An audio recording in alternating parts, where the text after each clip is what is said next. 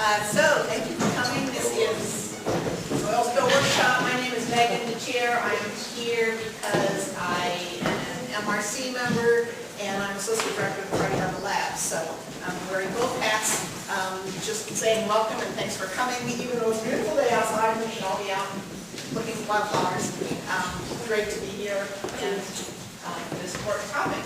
And I see there's Northwest Straits swag there, and just kind of point out the Friday Harbor Labs swag here on this table, some newsletters and information on the courses this year and so forth. So feel free to help yourself to some brochures there if you'd like. And again, thanks for coming. Hopefully the lights will stay on. Oh, this is a great white whale that was made by one of the fall classes. It's a combination English marine biology project. And the paper all over it, the outside is from Moby Dick. Take it away. Okay, it's Greg. I think Greg is going to say what you're Take it away, Greg. Yeah. I guess I got to do the second thank you, welcome, and all those things. Appreciate everybody turning out on a Saturday. My name is Greg Ayers. I'm actually involved with this program for two reasons. One is I'm on the San Juan County Marine Resource Committee, also known as the MRC when you see it on the signs. That's actually a group of local individuals that are appointed by county council to serve on that committee, and the San Juan Islands is actually the first Marine Resource Committee. It then is a part of a larger organization called the Northwest Straits Initiative, which is made up of the foundation, on which I'm a board member that's sponsoring this event today. It's made up of the commission, which is a combination of appointees of the governor and representatives from each of the 7 MRCs, or Marine Resource Committees, and then the 7 Marine Resource Committees are the third component. Throughout the past few months, the Northwest Straits Foundation has put on programs like this in each of the counties. We're about halfway through, I think. This one's a little different than the ones in the other counties.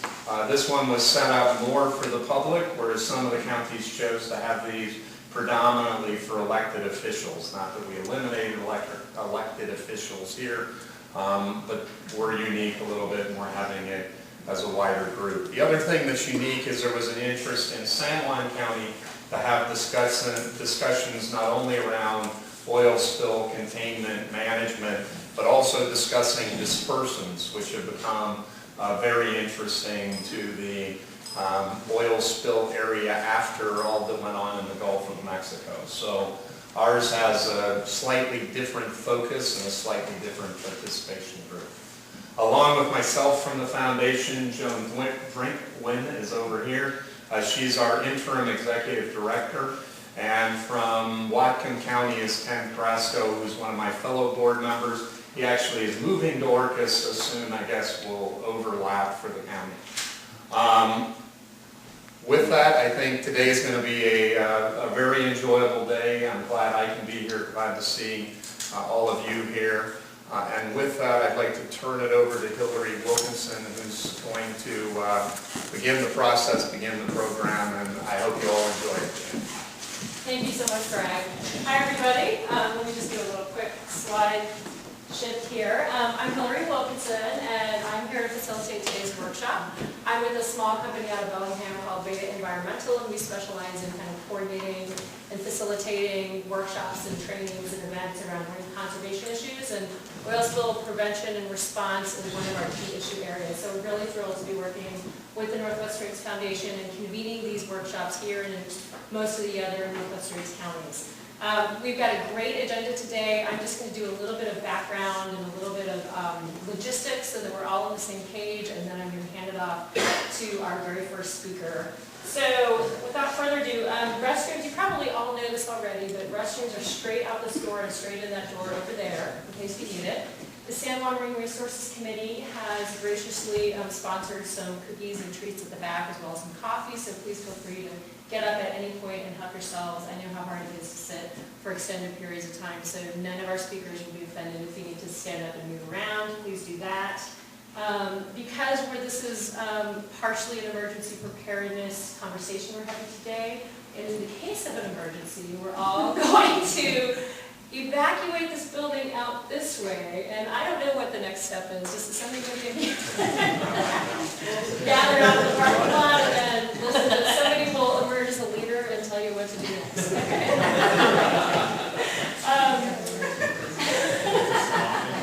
Does that work for all the emergency folks? Okay.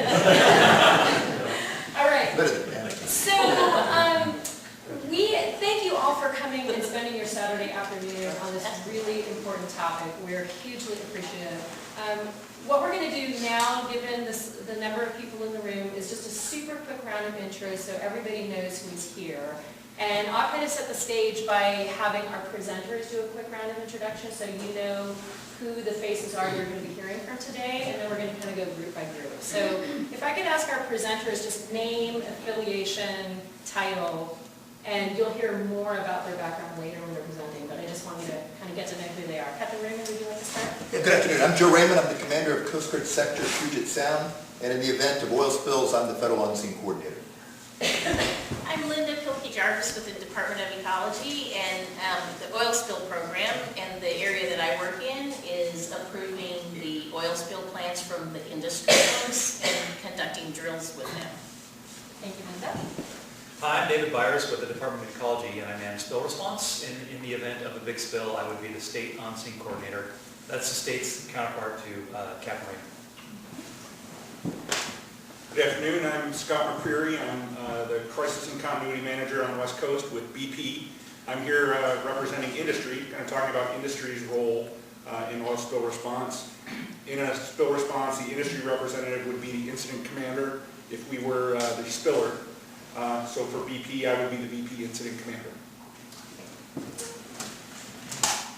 Good afternoon. My name is Don Noviello. I'm with the Washington State Department of Fish and Wildlife. We have an oil spill team that we'll talk about this afternoon.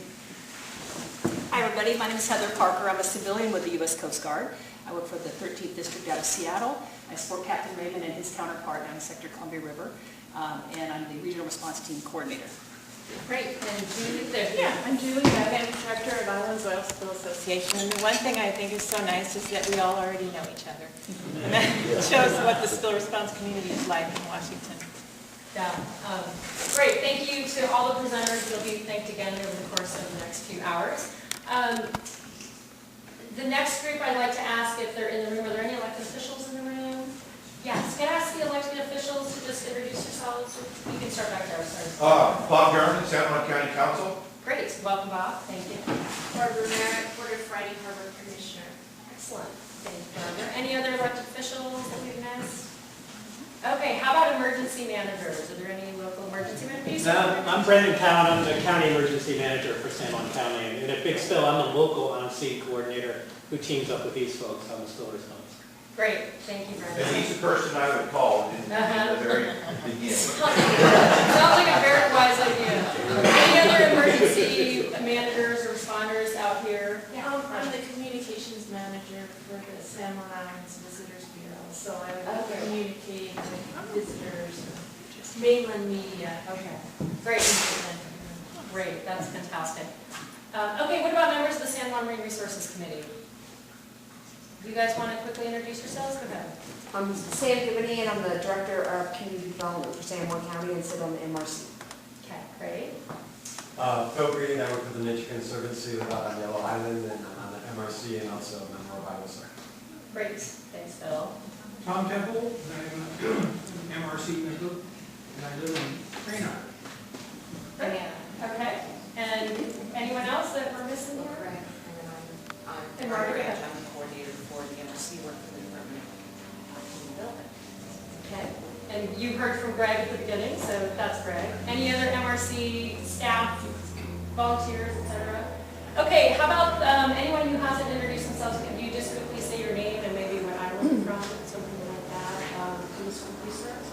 Yeah, my name's Tim Sundberg. I'm a retired habitat biologist living on San Juan Island, member of the technical advisory group for salmon recovery. Great.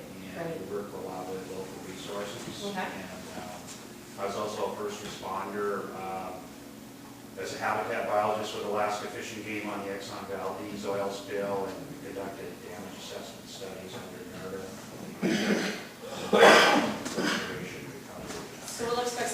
questions out of you.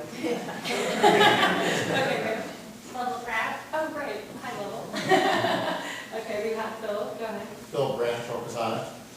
Okay, we've already talked to Marta, and you, sir? I'm Alan Rosenberg with IOSA. Great, welcome, Marta.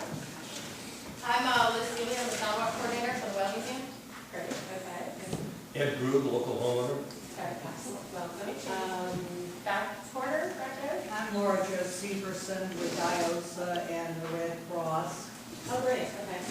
Bill Severson, IOSA volunteer from San Juan. Excellent, so nice to have somebody who knows about it. Ken Windsor with Sound. Right, okay, and then let's see, we've done everybody up here. How about we start back up here? Okay, ma'am. I'm also all the way up to San Juan. Great, and welcome Sam, and how about you, sir, with the camera? Tom Muncy, Friday Harbor Cable, Public Access, Channel 19. Oh, great, welcome, thank you. I'm Seton Newman, I'm doing a school project. Yay, you good, all right. Ken? Yeah, Ken Carrasco, part-time Orcas Island and otherwise in the town of Acme on the mainland. And, so we're moving over to Orcas fairly soon. Great, okay. Liddy Cook, I live on Orcas and I volunteer with IOSA. David Tremblay, I live on Orcas and I volunteer with IOSA, the Coast Guard Auxiliary, as well as the fire department. Okay. Becky Holly, Orcas Island, IOSA. Okay, and we've met Brendan, and we haven't met you yet, I don't think. Michael O'Leary, I'm a consultant for the National Wildlife Federation currently. I'm stuck on the mainland, but I'm a future San Juan Island. Okay, did I get everybody? Did I miss anybody? You want to introduce your daughter? I brought my daughter Anna with me. She's there at the back.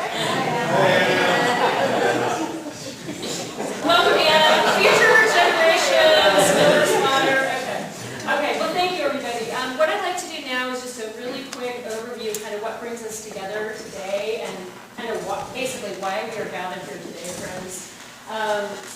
And you heard a little bit from Greg, and I'll just go into a little tiny bit more detail just to provide some context.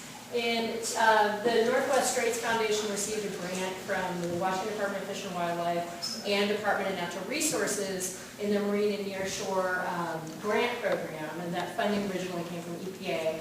And back in 2013, to basically conduct a series of oil spill preparedness and response workshops in the Northwest Straits counties. And so the Northwest Straits Foundation convened a series of 6 workshops in the various Northwest Straits counties on the topic of spill prevention and response. And the audience for that series of workshops was the general public.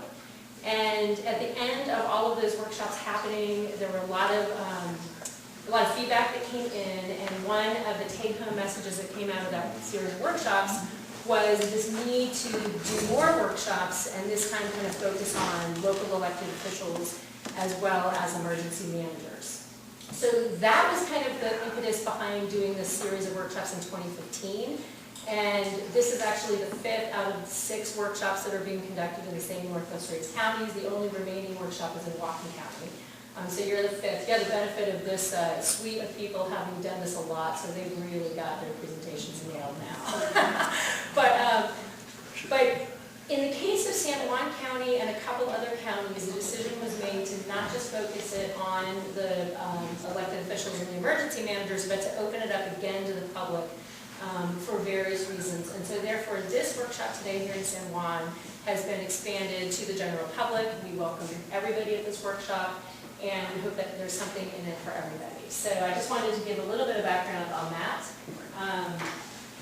What we're really trying to achieve today, and how our entire agenda was crafted, was to achieve these 2 goals that are up here on the wall. The first is to provide, and you can read for yourselves, an overview of the existing prevention, preparedness, and response framework, both in Washington State, kind of at the state level, but also locally in San Juan County. What did that response framework look like? Preparedness, response, and prevention, and also what are some of the emerging risks happening in the region. This is a little different than the series of workshops that happened in 2013 to really look at emerging risks. So that's going to be a big theme of each of our presenters today. The second big goal, and you heard a little bit from Greg about this earlier, is to provide information on the policy and decision-making process around the use of dispersants. Greg mentioned that each of the different Straits counties had a different focus for the workshop, that we call them topics of concern. So for example, Skagit County MRC decided to do a topic of concern on the movement of crude by rail, and Jefferson County MRC chose to do their topic of concern on kind of communications issues that arise during spill response efforts. San Juan MRC chose to do dispersants, and so we have a piece of the agenda that is focused specifically on dispersants, and that's what we're trying to get out of today's workshop. You've already met our speakers. We have an amazing suite of speakers representing the U.S. Coast Guard, the State Department of Ecology, State Department of Fish and Wildlife, IOSA, your local spill response organization, and BP, Cherry Point Refinery. So you've got really the spectrum of entities that are deeply involved in prevention, preparedness, and response here to talk to you today. And we're really, really grateful to them for spending a Saturday coming and doing this. And I'm really touched. I mean, every time I talk to them and thank them for this, they are genuinely happy to come out and speak to people, even on a Saturday. They very much care about this issue, and I'm just really grateful to them for their professionalism and their commitment to this. So with that, I am going to hand it over to our first speaker in just a second. I want to say we have a pretty aggressive agenda, and my job is going to be to kind of facilitate and make sure that we're on track and that each speaker is sort of gets their due in terms of the amount of time that they need to present. With that said, we do welcome questions, and so what I'm going to do is welcome questions throughout the presentations, but if it starts looking like questions are going to affect our ability to stay on track, I'll probably very politely put a cap on it and ask that you hold your questions till the end. So I just want to let you know that, that'll probably happen. Okay, any questions, comments, logistics, anything like that? Okay, we do have a break scheduled for 1:55 p.m., as you can see on this. 1:55, that's kind of early. Okay, that's what we're doing. Our first speaker is Captain Joe Raymond with the U.S. Coast Guard. And Captain Raymond is here to talk to us about the prevention side of this oil spill equation. And he's also going to talk about emerging risks related to prevention. And I'm going to get your presentation up and running here. Well, I will start talking because they've already started the clock on. This flips like that. Thanks, Captain Raymond. Thanks a lot. Thank you so much for having me here today. It's a pleasure to be here to talk to you all. It's a beautiful day, and I think you all show how committed you are to this issue by your presence here today. I know there's a lot of things that could draw you away, so I appreciate you being as committed as you are. One of the good things of being in the Coast Guard is I get stationed all over the country, which means I'm not an expert in any one area, but I have a pretty good overview of how the country looks at things like oil spill prevention and response. And I have to tell you, you all are the best prepared in the nation. And I know sometimes you may not feel that way, but I will tell you that of all the places I've been, you are better prepared than any other place in our country. And I think the things that you've done over the past 2-3 decades have shown that not only are you doing all you can to prevent oil from getting in the water, but you're absolutely ready if a drop does hit the water. And up here in the San Juans, I think you guys are leading the charge. When I look at IOSA, you have a gem here. There is nothing quite like this in the entire nation. So what you've built here, what you've fostered is just amazing. And as I talk throughout the state and other places I've been, and I talk about what you all do, you know, your booming strategies that you practice, the iron hooks you have in rocks, and you guys know your water is better than anybody. And I'm confident that if a drop of oil hits the water here, you guys are ready to go. So I congratulate you on what you've done. You're really, really far ahead of almost anybody else in the nation. Let's see. What I'd like to do is, I'm going to talk about prevention. We do a lot to keep oil from ever hitting the water. And I think that's something that oftentimes get overlooked because I think we're doing a pretty good job. So I'd like to go through that. I'd like to talk about how we manage the waterways to keep vessels where they're supposed to be and not hit each other or something bad. I'd like to go through actual oil spills, where it's happening, who's doing it, and then I'm going to talk a bit about emerging risk. And as I go along, please give me a holler. What I'm responsible for is basically the top 2/3 of Washington, top third of Idaho, and all of Montana. But for most intents and purposes, most of my folks, the boats, the cutters, the helicopters, all that, we're right here within Puget Sound. All right, prevention. back in the 80s, here in Washington State, it seemed like there were like 5 or 6 years in a row where we had spills of 100,000 gallons or more. It was just one after another. And the state really said enough is enough, which was followed shortly by the Exxon Valdez. And I think that's kind of when our nation said enough is enough, that we've got to fix this problem. And so Open 90 did a lot of things to buy down a lot of risk related to oil spills. And you know, that was 25 years ago, and when you look at what Open 90 did, it's pretty amazing. Double hull tankers.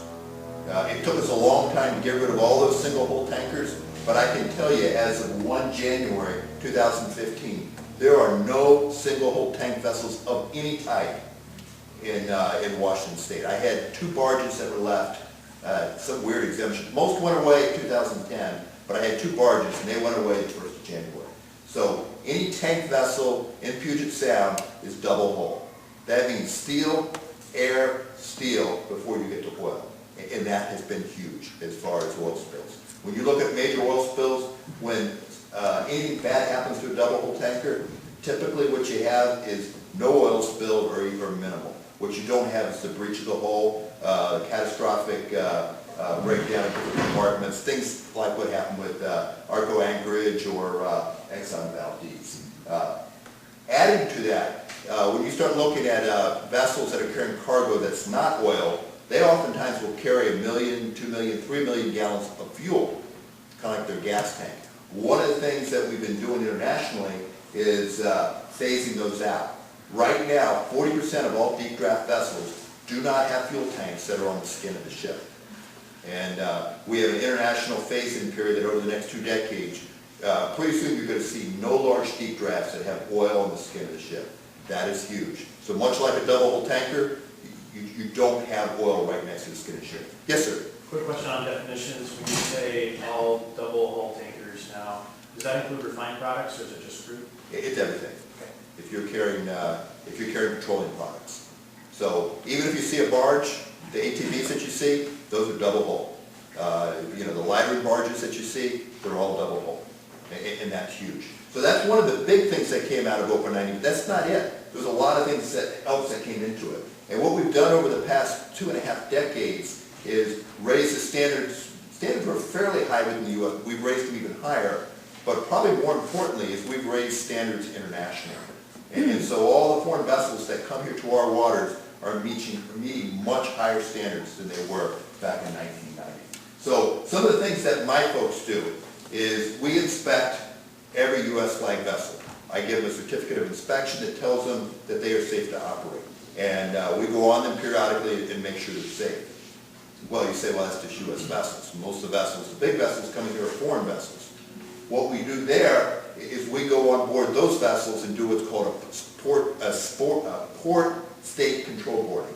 And basically when we do that inspection, we are enforcing international standards. And we're making sure that they uphold those standards. And as I said, those standards have gone up dramatically over the last 2.5 decades. So if we go on board and we find a problem, what we can do then is we can detain the vessel, we can write them up, and we make sure that it gets taken care of. I'll give you a good example. I detained a tank vessel about 3 weeks ago in Port Angeles.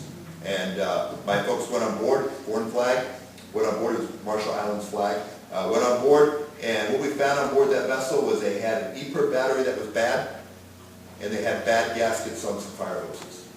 I detained that vessel, and it could not leave Port Angeles until those things were fixed. That's the level of detail that we're doing in these port state control boardings. So making sure that those vessels are safe when they come to our waters. Other things that happen, flag states are responsible for making sure their ships are safe. And we're probably all familiar with the flag of convenience and all that. And back in the 80s and 90s, there were some flag states, frankly, who were not enforcing hardly any standards with their vessels. But what they've learned now is their vessels will not be welcome in ports around the world unless they ensure those standards are met. We also have classification societies which make sure vessels are safe really for insurance purposes. If you're a large insurer, you're not going to insure a tank vessel or a large container ship unless they're certified to be safe. And so between what the U.S. is doing, what the flag states are doing, what the classification societies are doing, and frankly what industry is doing. And Scott's going to talk a bit more, but we're at the point now that if a company has an oil spill, it threatens their actual existence. First oil spill I ever worked was the Morris J. Berman down in San Juan. And that was an 800,000 gallon bunker C spill on a reef right off of San Juan. And that bankrupted the company. The company was done after that was over. So between those four entities, there's a lot of incentives to make sure these vessels are safe. So some of the things that we've done, we do the inspections. Every vessel that comes to Puget Sound is required to give me a 96-hour notice of arrival. That 96 notice of arrival tells me who they are, who's on board, the crew, what cargo do they have on board, and where the last 5 ports are. And then what my folks do, working with Customs and Border Protection, is we go through and we screen them for security. We're in a post 9/11 world, making sure there's no bad guys on board. And we also screen it for safety. And it's what has happened with this vessel before, what happened with this flag state that goes into the matrix, and what's happened with this classification society, what happened with the owner of the vessel. And we'll determine whether we're going to meet it, or whether we're even going to let it into our country. There's some boats that have actually been banned from our country. If you remember the Prestige, which was a single hull tanker that broke up off of Europe back 2003, 2004 timeframe, the Coast Guard had actually banned that boat from coming to our waters prior to that happening. Some other things that have really changed, navigation. I know a lot of you all are mariners. Electronic charting today is amazing compared to what we were using 25 years ago. 25 years ago, it was paper charts. Your radar was something over here. There's a lot of seaman's eye. Today, when you look at your electronic chart, you've got your radar superimposed, you have a GPS position, and you also have AIS. AIS is these transponders that every large vessel has, and some small boats. Some of you all may own an AIS transponder that basically broadcasts, here's who I am, here's my speed, here's my course, here's where I'm going to. And so today, when you look down on your charting system, particularly in these larger ships, you're seeing all that in one display. And most large vessels today actually have redundant systems that if one goes down, you have another one that's completely separately powered, has a different radar, a different GPS input. So that's very helpful. Yes, sir? So just a question, last March we were out in Boundary Pass and there was an outbound tanker coming out of Vancouver that was not transponded. We hailed the vessel on the frequency that vessel traffic control. What happens when they're not transponding? Well, they are required to report it. And typically what we'll do is we'll put a condition on it. And they may have already had a condition on it. What you may not have been hearing is Victoria Traffic making call-outs that certain vessels coming through, their AIS is not working. It depends. If it happens in U.S. waters, I may make a condition they can only do daylight steaming. I could require them to have a tug alongside if they don't already have one. And that's one of the things that we do. Every vessel, foreign or U.S., above a certain tonnage is required to report to me whatever material discrepancies they have. So if, let's say, they have a radar that's down, or they have an issue with their steering gear, or they have an issue with their GPS or the AIS, and then we'll decide whether we're going to, number one, let them into our waters, two, if we're going to let them in but put them in anchor till they get it fixed, like at Port Angeles, or we're going to require a condition on it. I had a vessel that will remain nameless that was coming into Seattle last week once a week that I required to tug every time it came into our waters as an escort. And it cost that company $3.5 million for the summer. Yes, sir? Do the articulated or conventional barges have an AIS installed in them, or what's their position? Okay, they do? Yeah, they do have AIS. Okay. Not just on the tug, but on the barge side? If they're connected, it's just one. That when you want an articulated tank barge, what you'll see is they're rigidly together. They've got these gears that kind of hold them together. So you'll just get one signal. And then on the conventional, like the ones that go down from Anacortes to the Columbia? Right. Let's see. Increased crew competencies. I think what you're seeing today is a much higher level of mariner, not just U.S. mariners. Anybody here have a Coast Guard license? Got a couple. You all know how hard it is. what it takes to go through it, how many schools, how many endorsements. It's a pretty painful process. One of the things we've done is we've exported that painful process internationally, and you can be assured that the mariners that are coming here are required to do very similar things. In fact, we've actually had to raise our standards to meet the international standards when it comes to proficiency. I'm going to talk a bit about our BTS. Some other things we have, tug escorts, vessels coming through Rosario with fuel, vessels going up through Harrow and Boundary with tug escorts. We've got the emergency response towing vessel out of Nia Bay, which is kind of on standby, which has been very helpful. Some other things, we have pilots, Puget Sound pilots for vessels that are coming to U.S. waters, and then we have BC pilots for those vessels that are going up to Canada. A couple years ago, we had the Costa Concordia, the cruise ship that ran aground in Italy. Anybody want to hazard a guess at what the cause of that mishap was? The captain. Human error. Human error. And so, as we buy down all this risk and all the things that I've talked about, the one thing we can't forget is human error. And the way that we minimize human error is through redundancy. And I cannot imagine a scenario where the captain of a cruise ship would take a vessel and put it near the rocks to wave to somebody without somebody saying no. When a vessel comes into our waters, it will have a pilot on board, and if it's larger, it might have 2 or 3 pilots on board. Not only that, my BTS is watching them. One of the things that they're doing within bridge watches on board commercial ships is making sure that anybody on that bridge can raise their hand and say, that's not safe, stop what you're doing. And so that's something that we work on a lot, because we want to make sure that one individual making one poor judgment doesn't lead to a bad thing. Is that sort of like the all stop scenario where anybody can say all stop and then everything? Absolutely, absolutely. The pilots are very helpful because they are not employed by whoever runs that line. So there's no financial incentive for them not to say no or come left or come right. And they really do a great job. They know our waters.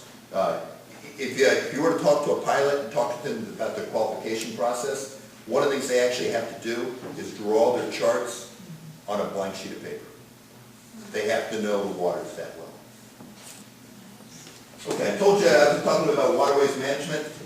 This is huge. This is the way we keep big ships where they're supposed to be.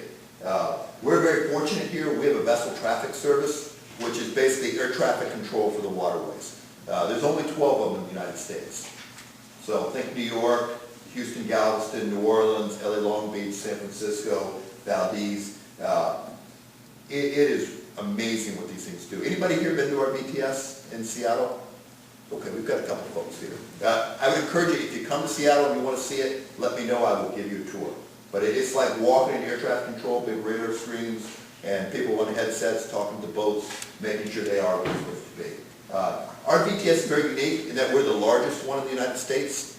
I like to say you can take all 11 and you could actually put them geographically into our BTS and it would fit. The other thing that's unique about ours is we run ours in cooperation with Canada. It's the only cooperative BTS in the world. And as you come through here, okay, the line, our maritime border comes right through here. And prior to the cooperative BTS, we would control shipping on our side and they control shipping on their side. Well, everybody coming in is on our waters, and everybody going out from Canadian waters. Very confusing. So back in 1979, we had an international agreement to work together with the cooperative BTS. And what we do is we actually control shipping in Canadian waters, and they control shipping in our waters. So offshore, Canada has, they're kind of the gatekeeper for the straits. So up to this point, they're talking to the Canadians. At this point, they switched to Seattle traffic, and we control all shipping, both in U.S. and Canadian waters through here. Harrow and Boundary goes back up to Canadians, and then over here in the islands we have it, obviously down in Puget Sound we have it. And it's a great system because what we're able to do is track them. We use radar. We use the AIS that I talked about, those beacons. I have cameras throughout the region, and we also talk to them on the radio. So much like you'd see in a movie with air traffic control, they're checking in, and we are tracking them all the way down to wherever they're going. And if they go to an anchorage, we actually put an alarm on them where the swim circle is, and we monitor them while they're at anchor. So if a vessel starts to drag anchor, we're actually going to, oftentimes we'll see before they do. We'll give them a call, require them to get a tug, and a pilot on board and put them back where they need to be. What is the size limit for that monitoring?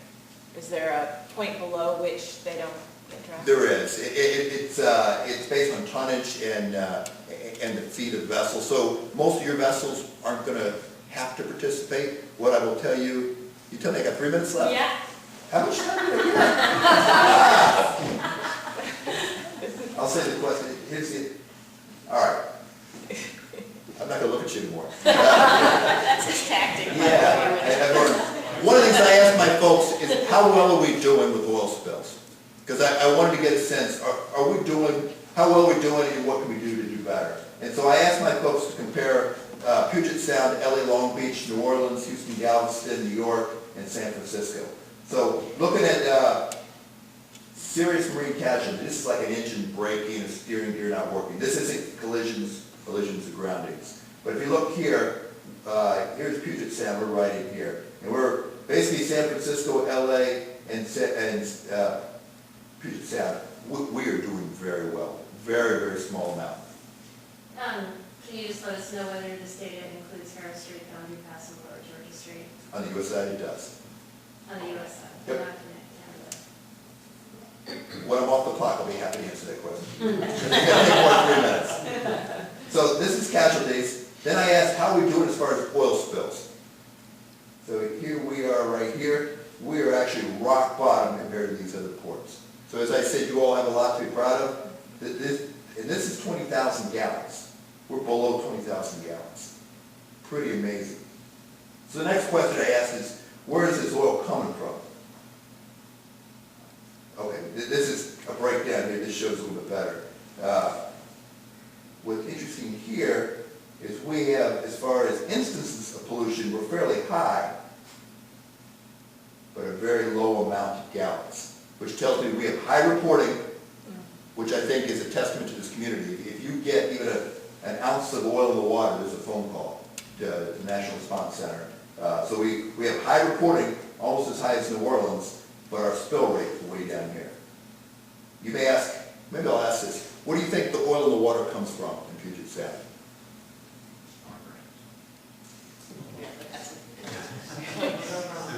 Just that. What types of vessels? Military. Vessels and fishing vessels. So by number of spills, it's wreck boats. By quantity of gallons, it's fishing vessels. You don't monitor naval vessels coming in and out? We do. In fact, naval vessels are actually higher than tank vessels. We currently, with our tank ships, measure their spills in ounces. Literally in ounces. I wish I could say that for fishing boats. Okay, this is kind of spread out over the year, a couple of years to see, and what I asked my folks to do is, it's kind of interesting, 2001, we were way up here, and then we're way down here the last 10 years or so, and then you can see the spikes here, these are the major spills that we've had here. And when you say major, 750 gallons, 1,500 gallons, 2,500 gallons. This is a far cry from the 80s where we were having 100,000 gallon spills each year. All right. I got a minute to talk about emergent risk. 1 minute. 1 minute. As I said, I think we're very safe here. I think we're safer than probably any other large port in the country. But, and I think that's the important thing. So this is some of the things I think we need to keep in mind as we look forward. Maritime commerce is always evolving, it's always changing. And traffic patterns change, but the vessels are changing. I was in government-to-government consultations with the Lummi yesterday, and I had one of the elders of the tribe saying, there's too much traffic coming here. It's getting more and more each year. Who is going to say enough?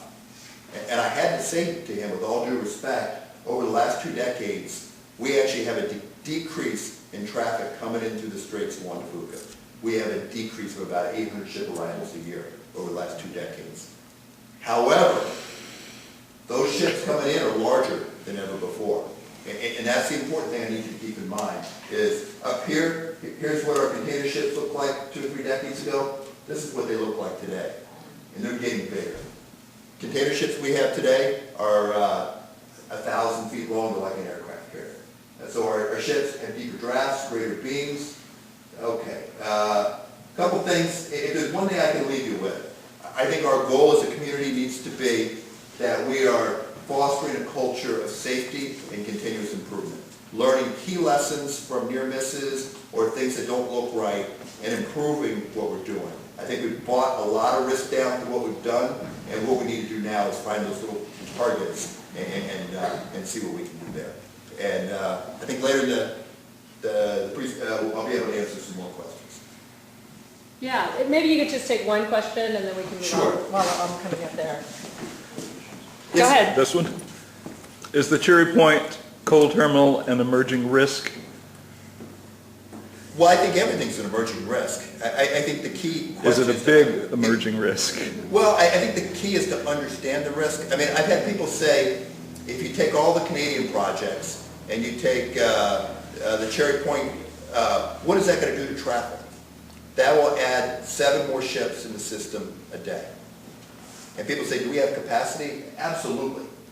We've got very wide channels to very deep channels. This is very different than, say, Houston-Galveston. But that's not to say there's no risk. Anytime you add anything to it, you're adding risk. I think the key is to understand the risk, understand geographically what it's doing, and then if there's good ways to mitigate that risk, to do that. And I think that's really important. Some of the things we've done, I know Harrow Boundary is important to you all. The special operating area up there, we put a lot of work into that area. And the tank vessels going up to Canada, they have 2 pilots on board. They have double the bridge watch up in the pilot house.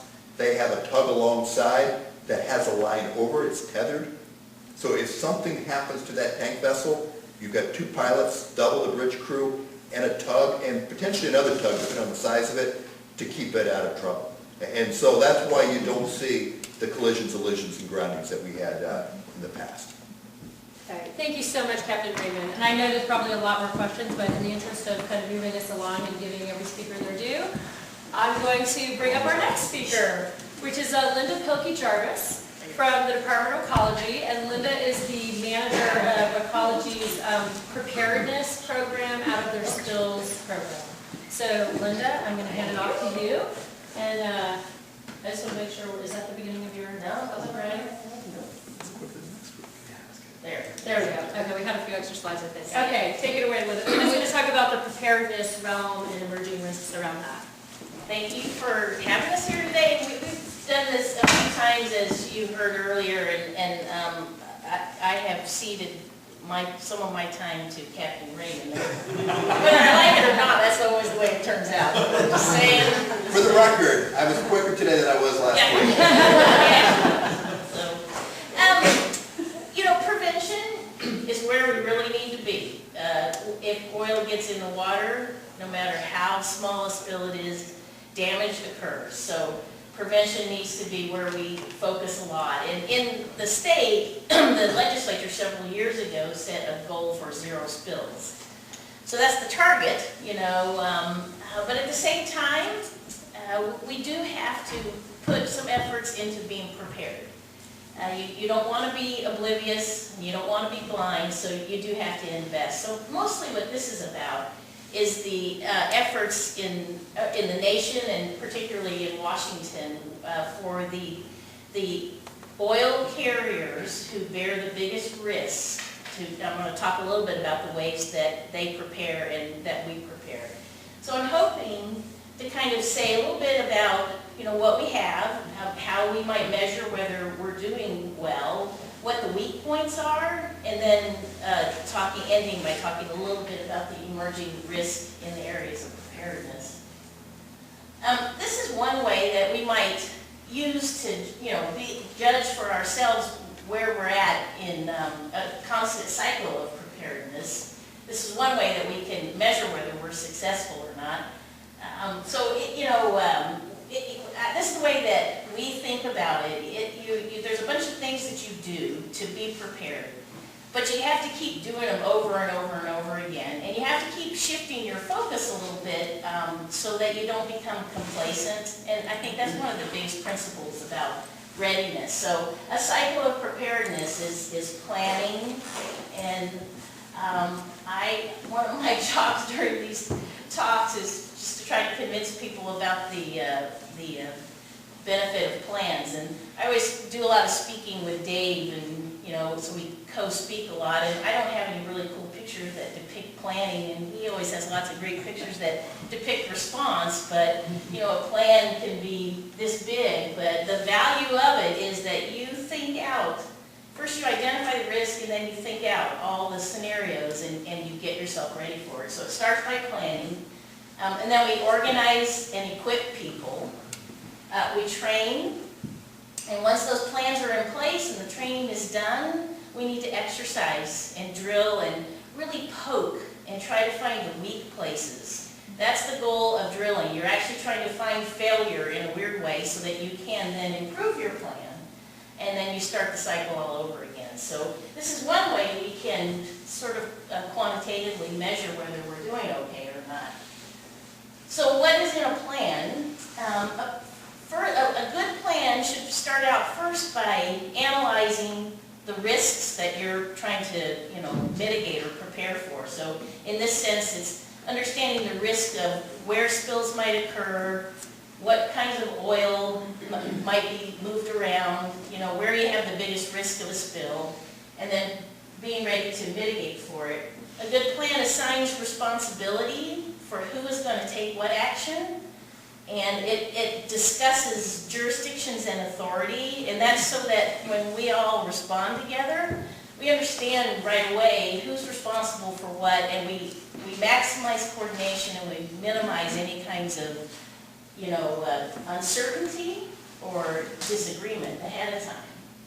So a good plan should list the people who are involved, list your resources, the facilities, the equipment, whatever it is that you need to respond. And then a good plan should also contain policies. What are your response policies, and what kinds of agreements have you made, or mutual aid agreements, or other kinds of agreements that you have in place to respond together. And there's many levels of planning. This is where it gets super nerdy. But this is important. I wouldn't put it up here on this slide if this wasn't important. So there's all these different levels of planning, starting with the federal government, and then going all the way down to the plan that BP Cherry Point has to have. They all have to sync up. They all have to be in agreement with each other. And you start with having a really broad language in your national plan, and at each level that you get closer to the local area, it gets more and more specific. So they need to sync up. We need to each understand all the plans, and there should be seamless response. So here you have a local emergency plan. There's no industries, the big oil industries in the San Juans that have to submit plans. I remember in the very beginning when the state started regulating and looking at plans, there actually was an oil handling operation on one of your islands, and they had to submit a plan, but they weren't in business for very long. It was a fueling station of some kind. And then the big one is the Northwest Area Plan. I'm going to talk a little bit about that one in particular. Scott will probably talk about his history plan. This is an example of one of the tools from our Northwest Area Plan, the geographic response plans. I recognize a few people who were here before, and at the previous one, we spent a lot of time looking at the geographic response plans. We even did a little exercise around them. So I think you all have a fairly good knowledge of what the GRPs are because you implement them, when there's a spill, right? All of them. Right? And you also participate in the development of them. So I think one of the planning principles that I wanted to highlight here as a best practice, as a measurement about how well we're doing with preparedness is, I feel strongly that plans should be visible and available to people. plans at all levels. So it doesn't really do us good to have somebody who's creating a plan and nobody else knows about it. So one of the principles in the state of Washington that, sometimes we have a little bit of disagreement over this with the federal government or with industry is that we have a very broad open public records, law. And so our review and approval of the industry oil plans goes through a public review process. And I think it's a good thing. I think it's in particular, we hear about that topic in the area of pipeline plan reviews.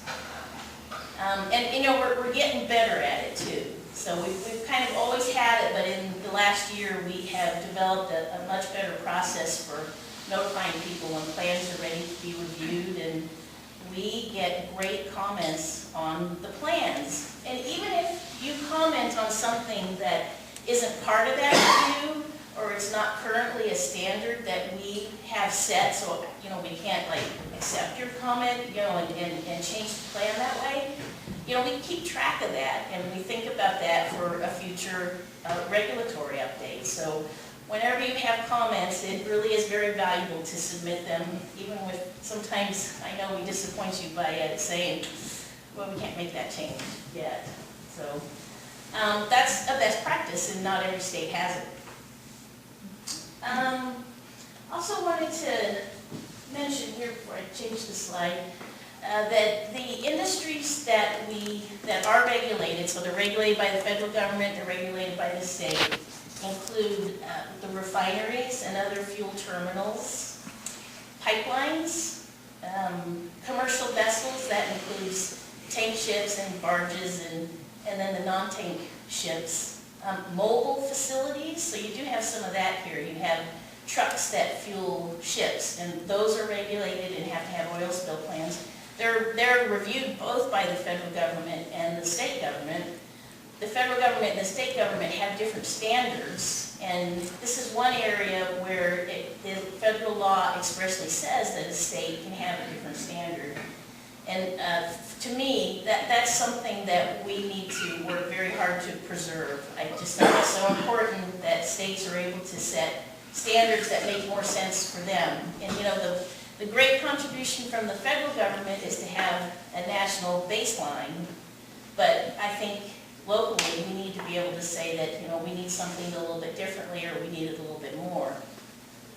And then the topic of rail. So a couple years ago, we wrote our first regulatory standards for the mobile facilities. And at the time, we asked ourselves, let's see, does it make sense? I mean, our definition of facility includes rail. Should we pull them in? But it was not a practice at that time to move oil by rail. So we didn't at that time. We just wrote rules for the mobile trucks. And now it's very different. So we're contemplating now about, how and when to sort of assert jurisdiction over rail and include, and hopefully in the future include them in our planning.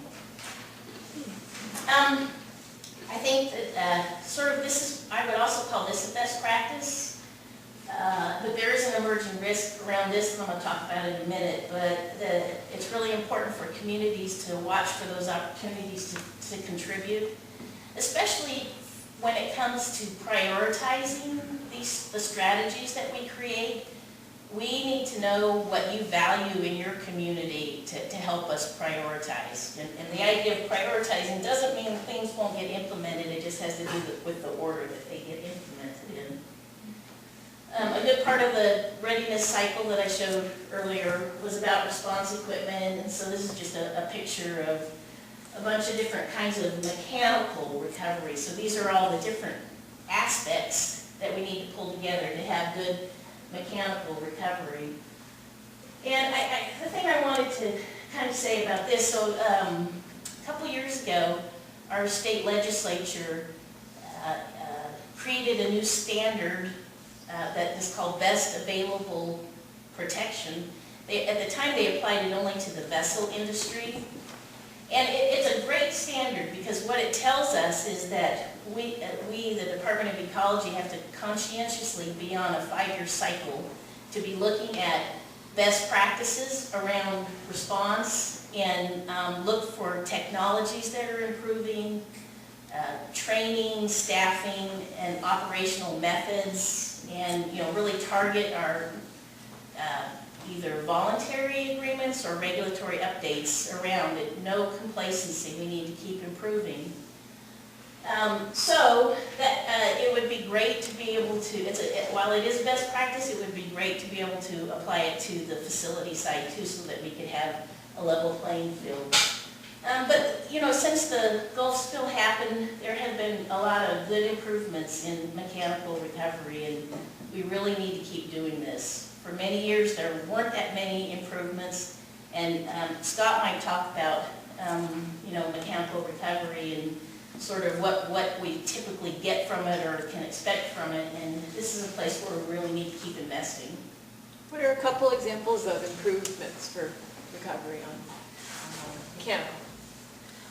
So, a couple of years ago, they had a contest in this country for somebody a contest for a skimmer, for people to bring some creativity to developing, a skimmer that had a really high recovery capability. It was an X Prize, and so there was a skimmer that was, developed and created, and we actually have at least one of that skimmer type here in the state now. Another example is I think maybe some of you might know this term, the buster equipment. So it's sort of like a booming device that works in really high currents and seas, which is a problem for conventional mechanical recovery. So it has a greater recovery capability, and we have a few of those in this state now too. So those are our two examples. Sometimes the higher, improving on that end makes it maybe a little bit trickier to use that equipment, so it always comes at a cost. But, we do want to maximize what we get from this particular technology. One of the places for improving, so there's a way that everybody uses to sort of evaluate the capability of mechanical equipment, and it's a planning concept. It's called effective daily recovery capability. What's that? Estimated. So it's just a planning concept, and it was a great idea in the beginning, because so basically what it says is we want to really make sure that your equipment we want to recognize that on a day that a spill might occur, you're not going to have the best conditions. So we're going to derate the capability of your equipment very artificially. And we've lived under that system for many years in this country, and now people are talking about changing it. So, which the idea is to have a more realistic way to measure your equipment capabilities. So that's kind of a big issue that's happening. It'll be happening for a while. Nothing going to happen immediately on that. One great tool that we have here, this has to do with disclosure or availability of information, is a map that shows where all the equipment is located in Washington, so it's accessible to you. You can get on here and look, and you can download, get lists, sort them by area. We have, you can click on the dot and find out exactly all the equipment is there, and for much of it we even have a picture of it, so it's a project that we're continuing to invest in. You can access it through the ecology website. Training was also on that cycle of preparedness, so this is an organizational chart for the incident command system. Last time we talked about this, and I think many of you already have gone and gotten the available online training, but this is something that you really should do if you want to be a volunteer, is go get access to that kind of training, because you really have to know this system to be able to work in a response. So you're saying... Could you give us the acronyms in that green box? A great question. So this refers to a policy that's in the Northwest Area Plan. So I talked about the importance of policies. So at that green box that's at the top, this box, these are the decision makers in the incident command system. And there's a policy in our area plan about about who can be in that box. And so the RPIC is the spiller, responsible party, incident commander. The FOSC is the Federal On-Scene Coordinator, and that's Captain Raymond. The State On-Scene Coordinator, and that's Dave. TOSC is Tribal On-Scene Coordinator, and LOSC is Local On-Scene Coordinator, and that's Brendan. So, not every place is open to having maybe the tribal or the local. So I think it's an extremely important policy that we need to make sure we retain here in the Northwest. You guys have assets to bring. You have information to bring. You have the trust of your community to bring to that response, and so we need to have you there. And okay, so another part in the cycle had to do with drills. So this is that equipment that I was talking about earlier, the buster equipment. I didn't really explain it too well because since I ceded some of my time. It's taking which 3 minutes. I was going to say, you covered up a And you're getting your full amount. Okay, so this looks like boom, but it's actually more than boom. I did explain that it has a higher capability, but right here, where, you know, this is the river is flowing this way, so oil is flowing into this, and it goes through a little bit of a baffling and oily water separator, and then what you can't see underneath is a little bit of storage. So it has a whole bunch of capabilities. And so what you would do is you could just plant this in one place, the oil will come down, collect right here, you know, separate a little bit, then be stored, and you can just kind of leave it in place while you're doing other response activities, or you can put a skimmer in there and be skimming while it's collecting. So it's really great technology. Isn't that going down 30 feet there in the collection area? I'm not sure, do you know, Scott? Pretty deep. It depends on the size. Yeah, that's true, they have different Kind that you sizes. get. This wouldn't, I'm sure this is river Yeah. capable, so it wouldn't be that deep. Be happy with And then this device here holds it in place.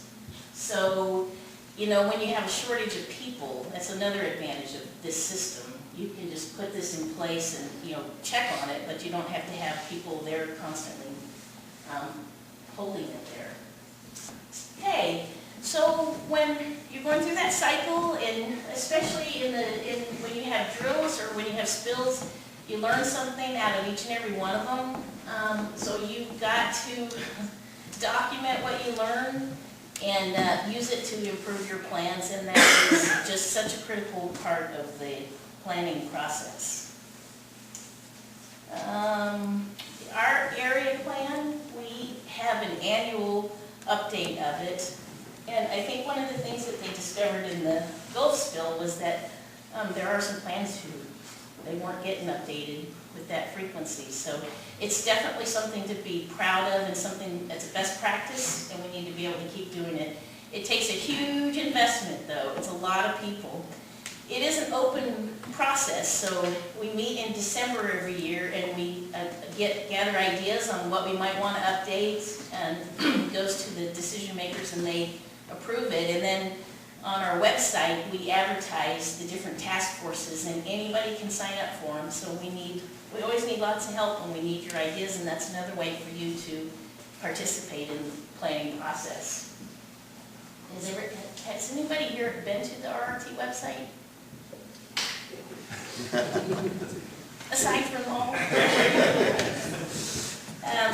Yeah, so the RRT website is a really good launching point for a lot of oil spill issues. You know, the links, and we have fact sheets and reports and documents, and you know, it's a pretty good place to go spend time on.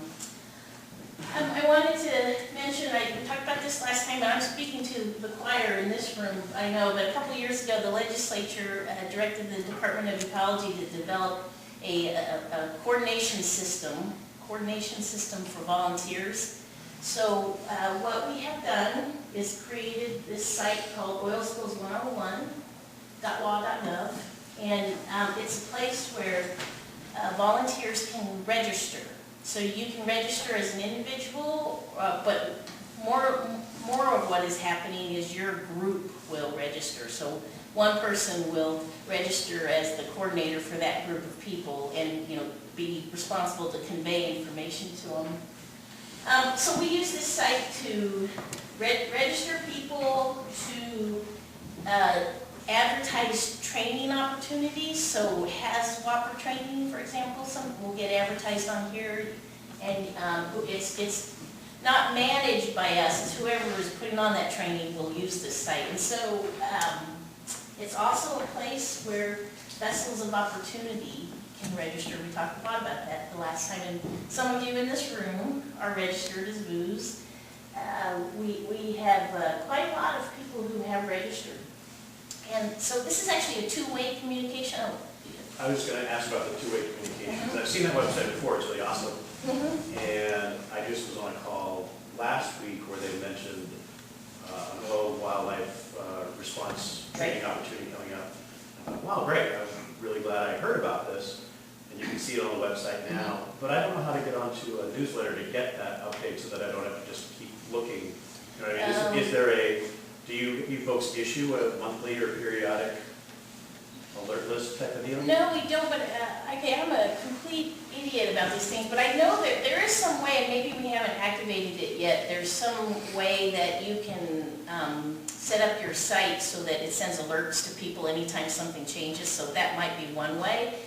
But when I said two-way communication, what I meant was that, well, let's say, so for example, we have this big spill in eastern Washington right now, we have an oil wildlife effort. If we were to need volunteers on that, we would use this site to call out for them. And we're actually going to test it a couple times this year in drills. So if you are on here as a volunteer, you will hear from us this year once or twice. That's our goal. And so what we'll do is we'll contact you and we'll say, it's a drill, and we have this spill, and I want to know, are you, is this information still accurate? We want you to respond back because it's a test of the accuracy of the registration. And we'll ask you, if we really were to call you out today, how much time could you give us and what could you do? So, for us, it's I said this before, it was a few months ago, it's still in its infancy, and we don't have resources, directly devoted to this, so it's kind of hard for us to maintain it, but our goal this year is to test it. I would just say you have to keep checking. Sorry. Also, is there anything besides HAZWOPER on the list of things volunteers can sign up for? For training? Yes. Yes, you can put any kind of training on there anytime. Now, right now, I don't know of anything other than that, but. And 2 upcoming HAZWOPER classes? There are 2. Yeah, I'll cover that. Okay, he's going to cover that. And in the interest of time, we're going to have to cap questions and move it along to the break. Sorry, Linda. That's okay, I'm almost done. Probably some of you have already seen this. It's a graphic that we created to kind of describe the way that the movement of oil is changing in the state.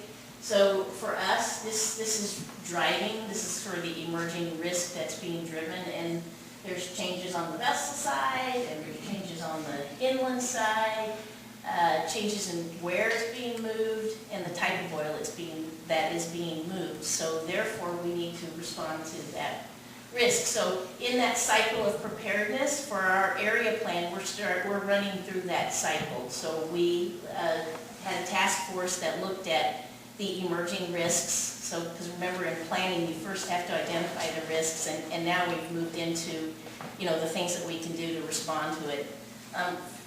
For example, developing GRPs, I'm going to talk about that in a minute. But I would say that one of the gaps that we have here is reporting information from some of the oil movers about the volumes. I'm not looking over here while I'm saying this, about the volumes of oil and the types of oil. So guess what? When this trend first started happening, it took us a lot of digging to figure out what was going on. And it shouldn't be that way. It can't have to be that way. Another risk area is, so this is just another way of depicting the changes that are happening.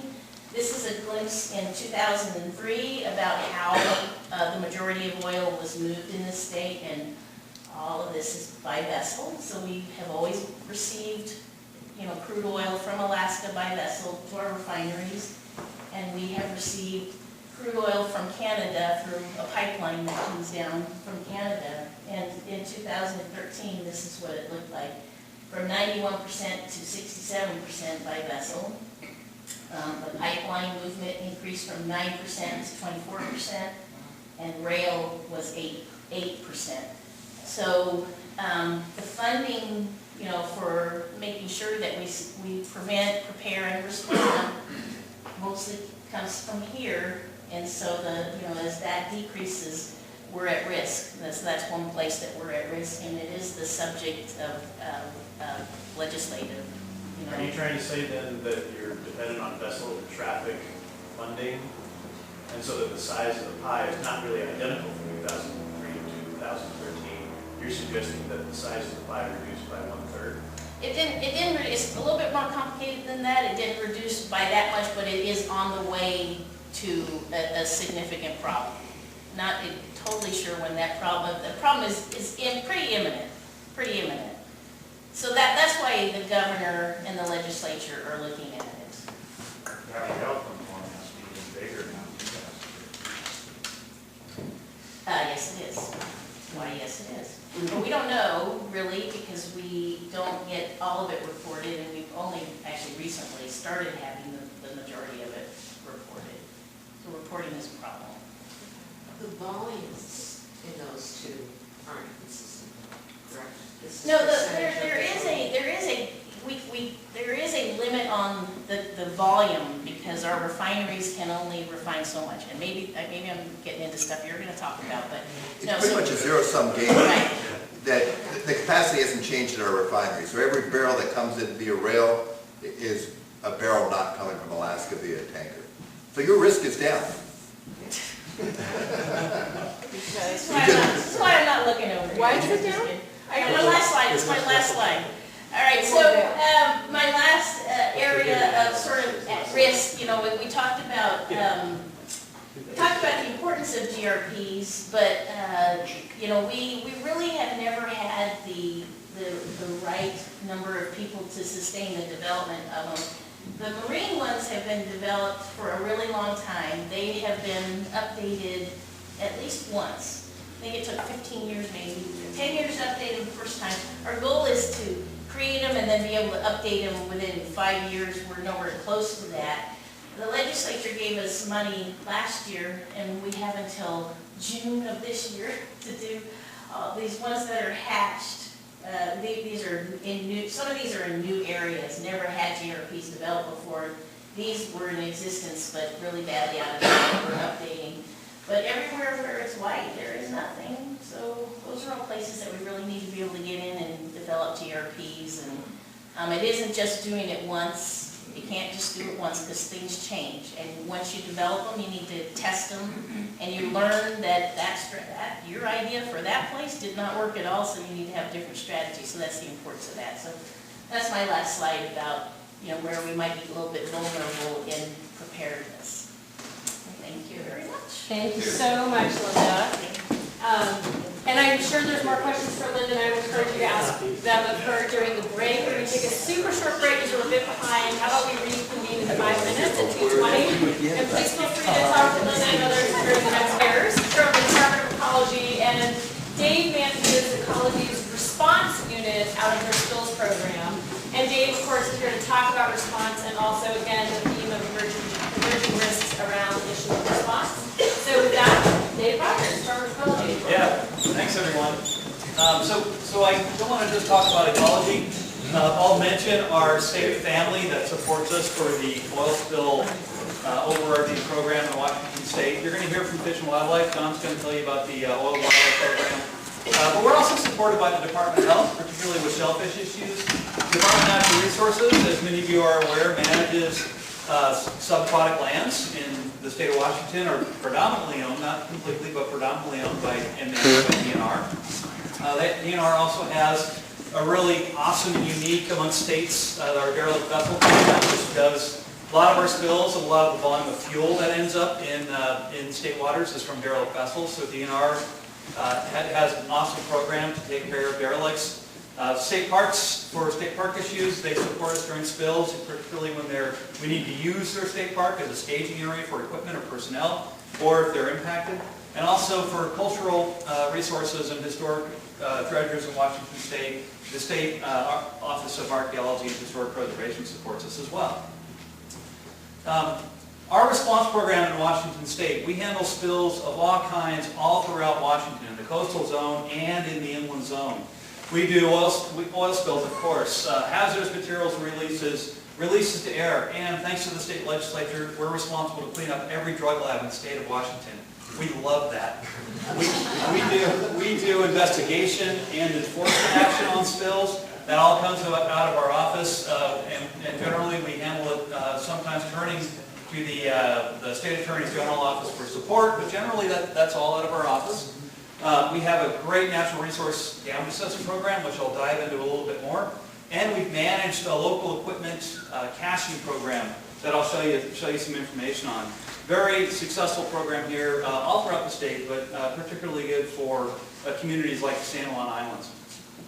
My team responds to somewhere in the neighborhood of 4,000 spills a year. That's what we get reported to ecology. So I'm positioned, I have responders out of these red dots around the state, both on western Washington and in inland Washington.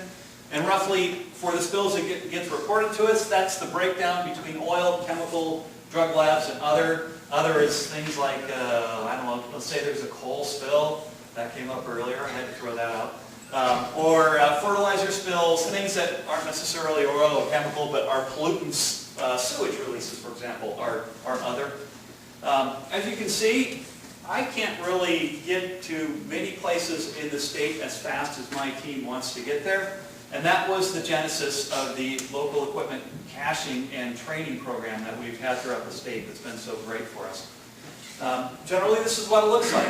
We put equipment, oil spill response equipment, in trailers, much like this. It looks like about 800 feet of oil spill containment boom, some absorbing materials, we have protective clothing, we have decontamination supplies, and our goal was for those local governments, like fire departments, port districts, some police departments, tribal entities are participating, for those who are interested in protecting things in their community and could do so safely, we provided training to help that. We provided some equipment, but 99 equipment caches all throughout the state. The goal here was not to turn local governments into cleanup organizations, but we did want them to do source control and containment. While my team is mobilizing and Captain Raymond's team is mobilizing with the cleanup equipment and supplies. Cleaning up oil, removing it from the water takes more specialized equipment and a higher level of training, but we can certainly equip local first responders with what they need to protect, contain spills, and that makes it much less expensive for us to do it and minimizes the environmental damage in the process. This equipment throughout the state has been used over 100 times. It's paid for itself in the environmental damage and cleanup costs that it's saved. And we have another proposal this legislative session. It's in Governor Inslee's budget to repeat this program throughout the state and have this was a one-time thing. We're asking for a sustainable long-term program to help with the maintenance, care, and feeding of this program because it's been so awesome. And you have San Juan Islands, the yellow dots in this equipment map. I know it's tough to read on this on the resolution on the screen. I apologize for that. But those yellow dots on the map are the ecology equipment caches where they're placed around the state. And IOSA they have a great relationship with local emergency management, the Sheriff's Office, to use that equipment if there's a spill. It's a great partnership. You truly have a treasure here in IOSA and your local response capability through your volunteers. The general flow when a spill happens, it all starts with notification. So in federal and state law, the spiller is responsible, has an obligation, and gets a penalty if they don't notify us of a spill, if there's oil to water immediately after it happens. We're really dependent upon that. Our ability to contain an oil, minimize damage, and clean it up effectively really relies on that initial notification. That's why the federal government and the state government gets really cranky if that notification doesn't occur. And there's penalties for the spiller if they don't do that like they're supposed to. we'll take notification from anybody. So oftentimes we get our notification from citizens, from fire departments if they're responding to an event, from marinas, all sorts of different sources. We like that notification from anybody who sees oil on water. That helps get the system notifying. So if you see something, don't assume the notification that's supposed to have happened has happened, because it may not have. We'll appreciate that notification from anybody. Our next step, go ahead. On notification, I was just talking to a bunch of fishermen on this question, and the debate came up, should they call the 866 oil spill number, the 911? There was a lot of sentiment in the room saying, my local sheriff knows the hell more about wherever we need to go right away. Yeah. I want to get passed through to them. Yep. And I said, well, okay, Yeah. So there's two answers to that. If it's not your spill and you think it's an emergency situation, 911 is the appropriate place for that. If your local dispatchers know to make the notification to the Coast Guard or the state, that's good too. And most of the public safety answering points around the states, those are the 911 centers, they know our number and will make that notification. Not always, but most of the time. If you're the spiller, then absolutely, public safety, if it's at risk, 911 is required. And then you absolutely have to make those two additional phone calls. You have to notify the Natural Response Center, that's the federal notification point, and you have to notify Washington Division of Emergency Management, that is the state notification center. And if you don't make those phone calls, then we're going to get cranky, because our ability to respond and clean it up, which is what we really want to do, that's the goal, minimize the damage caused by oil spills, relies on that notification. Absolutely. Our next step is to jump on it by doing an assessment. We get assessment by air, by land, by sea. We'll use local folks who, for example, we have a relationship with state ferries. They're our first point of notification for some spills. Local police we hear from. We can get marine patrols out. Through our equipment caching network, we can have trained eyes on a spill to give us a good size up so we know what equipment to bring, what's going to be effective to clean up that spill. We'll enter the cleanup phase. We'll start an investigation from the state perspective. It's very important for us to know what the volume is, so we have an idea. Our penalty regime, I know this sounds mean, but it's illegal to spill oil in the state of Washington, and the federal government has the same requirement.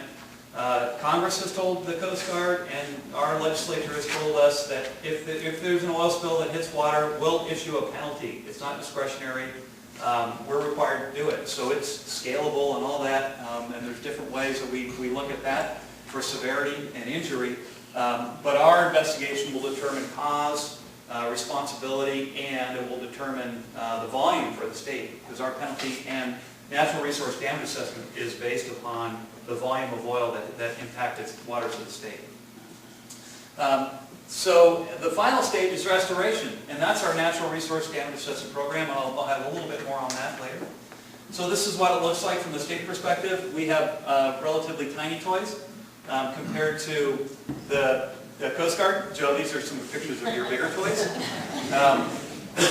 All of these assets are available. We have other support entities. So for example, the King County Sheriff's Office, their Guardian 1 helicopter, that's their sheriff helicopter, is equipped with forward-looking infrared cameras. So they have visual cameras, they can click it over to infrared, and infrared is great at spotting oil on the water at night. It's an excellent tool, and they voluntarily fly spills for us day and night. They're usually available, not always, but they rarely ever send us a bill for their time. So it's a great partnership. And then the Coast Guard helicopters are, I think, recently equipped with FLIR as well, FLIR technology as well. You've seen this picture of the incident command. Again, the Northwest Area Plan, that's the area plan in the construct of all the different levels of planning. We're unique in that we have a strong commitment to the locals and the tribes being part of the decision-making process in Unified Command. As a matter of fact, we have a spill ongoing in eastern Washington right now. It's about 2,000 gallons. It's messy motor oil that went into a creek that went into the Yakima River, and the Yakima tribe is represented and joining us as a decision-making partner in Unified Command. They've got resources that they're helping us with. They're doing some old wildlife management, and we're that's the way we're taking care of all of the resource issues that are really important to the tribe. That's the way we're making sure they get paid attention to with the decision-making that's happening in Unified Command. It's a great opportunity. What kind of vehicle had 2,000 gallons of motor oil? It was not a vehicle, it was a used oil tank on a farm that didn't have secondary containment that broke. And unfortunately, it was one of those tanks that was upright, cylindrical, and it drained at the bottom. Yeah. And it's a great big mess. Yeah. A lot of liability too for the landowner. It's just, this is going to cost $1 million by the time we're done. Yeah. We manage spills by what we call objectives, starting with our number one objective, and the thing we're going to pay the most attention to from the get-go of the response is public safety of the public and our responders. We're not going to get anybody hurt from a spill response. Our next priority is going to be source control. We're going to try to keep the oil in the immediate area and block off the source, keep more oil from entering the environment if possible. And then we've identified in the geographic response plans the most environmentally sensitive areas. These are things that you've told us are the most precious to you in your communities. We've designed strategies where possible, it's not always possible, where possible to protect those most precious things, and they're ranked in order of priority. And then we're going to start our oil recovery. Actually, these things are happening simultaneously. Oil recovery, cleanup of impacted beaches, injured wildlife, and making sure we have a strong commitment in the Northwest area to keep the public and stakeholders informed.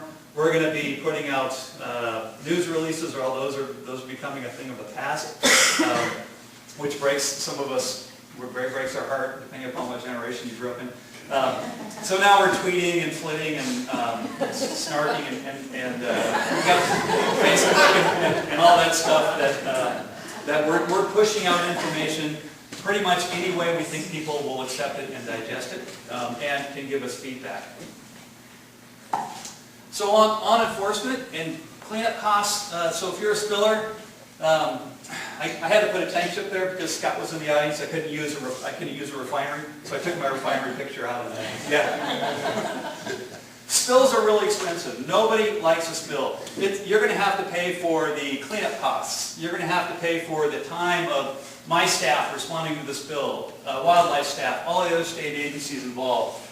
You're going to pay penalties in several possible different ways that add up very quickly, particularly in Washington State, our penalty scheme. If it was negligence that led to a spill, you're paying a penalty for every day that oil remains in the environment. Until me, as the state on-scene coordinator, until I get my boots on the beach and I say, we're done, it's clean. Each and every day that oil's in the environment, you're paying up to $100,000 a day. Nobody likes paying those penalties. It becomes very expensive very quickly. And that's just the state scheme. If you're a spiller, you've got the federal government to contend with, their costs. You've got local governments to contend with. If you impacted businesses, private landowners, you're going to have lawsuits, 3 ways to Sundays. Tribes are going to have their interests to make sure that their resources that were impacted are compensated for. Nobody likes spills. It gets very expensive very fast.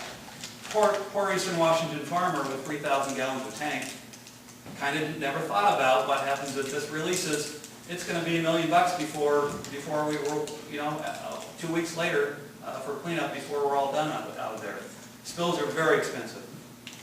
Now on the NERDA process, the concept of NERDA is you have to clean up the spill if you spill it. You have to pay for all the costs if you spill it. So we got cost recovery, you're going to have to pay for penalties.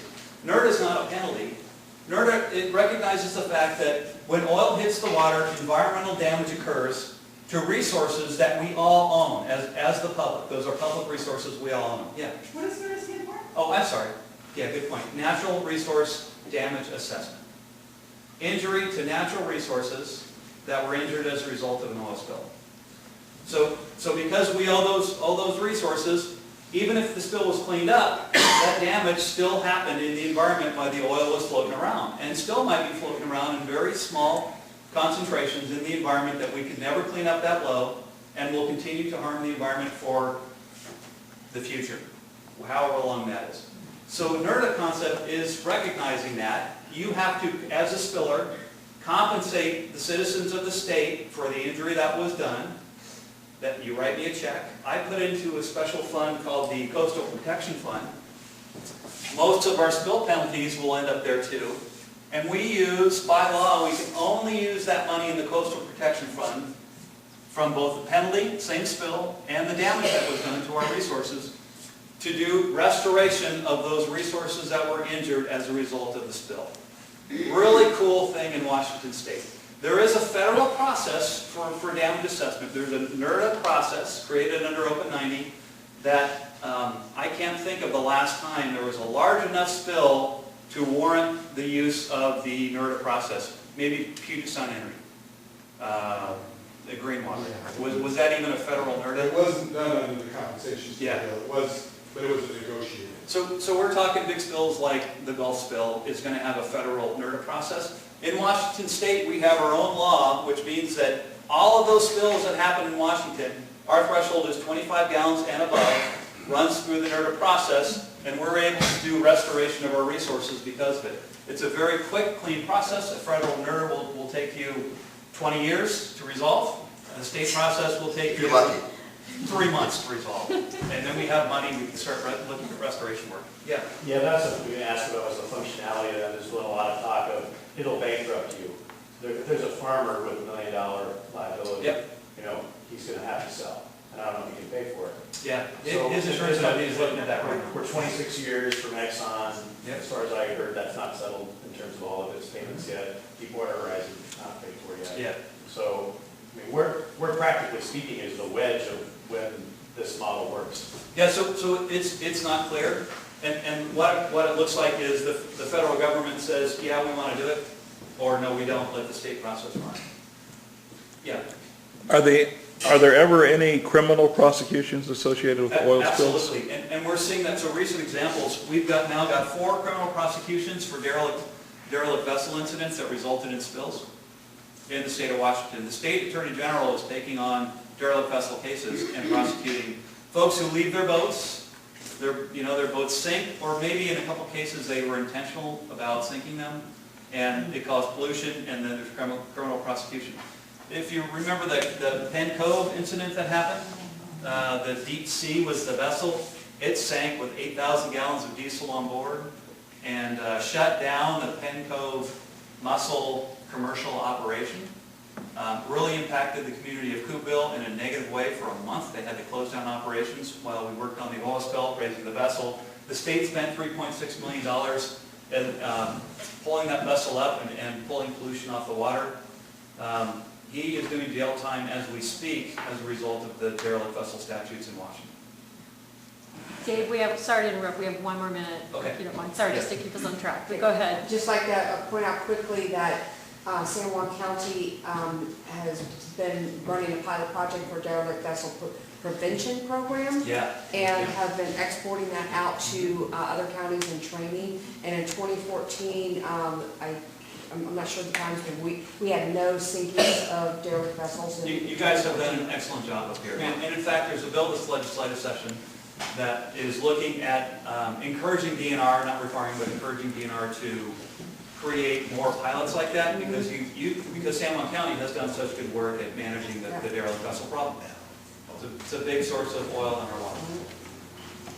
All right, with my 30 seconds remaining, for the elected officials in the room, funding will look differently than typically what you're used to.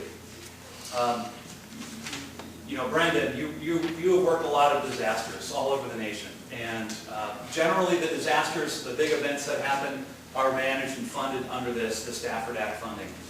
It's a different process for an oil spill. It's not going to look and feel like a Stafford Act funding. We're going to be responding under state law and authorities and federal law, the Oil Pollution Act and the state's equivalent of that. So the good news on that is that gives us the ability to respond now. Resources are in place. We don't have to wait for a local, state, and federal declaration of disaster like you have to do in the Stafford Act process. We're responding, we're paying for things, we've got contractors, we're doing cleanup. All of that happens without hesitation. There's also from the state perspective, there's no matching requirement and we have the ability at the state level to, and locals have some ability to do this as well, to seek reimbursement directly from, if the spiller doesn't pay, to seek reimbursement directly from the federal government without that 25% match. So that's a good thing. So just heads up, it's not going to look like your typical disaster response. Structured a little bit different and paid for a little bit differently. And I think it's more nimble. I've responded under both regimes, under both authorities, and I think the OPA state law authority is much more responsive and nimble to go. I can authorize the opening of the oil spill liability trust fund with just a phone call to me. So we have a vessel that sinks, we don't know who the responsible party is. I open the fund, we hire a contractor's en route to do the cleanup. And my emerging risk is going to be crude by rail. You've already heard that from Linda. I'll be blunt. We are not prepared, as we should be. We're not as prepared as we should be to respond in the area where that emerging risk, we're now moving oil, which is moving risk in parts of the state that have not experienced that level of risk before. We're not prepared. We need to pull rail into the same regulatory regime as tank vessels, pipelines, and refineries have been. We grew up with that. We created a very robust, perhaps, as you've heard, the best prevention, preparedness, and response system in the nation here in Washington State. Rail is not subject to those same regulations. We're trying to correct that this legislative session, and they're doing some stuff on their own. I have to give them some credit. They're increasing equipment availability, particularly in eastern Washington.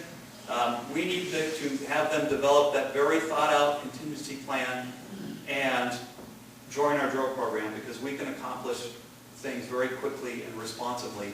As we test their plans to failure, we can make improvements on the spot. Yeah. What's the, I guess, response time requirement in terms of getting mechanicals out to a spill? Say, for example, my parallel I think of in my mind is a fire department or ambulance company has a goal of getting somewhere in 8 minutes or whatever the minute is. Yeah, right now. yeah. And so what is that kind of backwards engineering to a spill response? So for rail right now, there is no requirement. And Linda, you can touch on some of the thresholds. Yeah, the plans have measurable requirements that build through time, and you're supposed to have, this much equipment here in 2 hours and 6 hours and 12 hours and 24 and on up. So there's different requirements, but at the transfer location, which is probably the place where it has the most risk, you've got the equipment right there.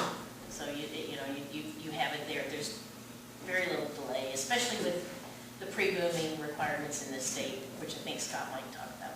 For the vessel plans, when we approve them, they're required to have contracts in place that will meet certain thresholds as far as time, but also quantities. They're also required to demonstrate to us they have the financial resources to pay for it. So that's the two things that we make sure.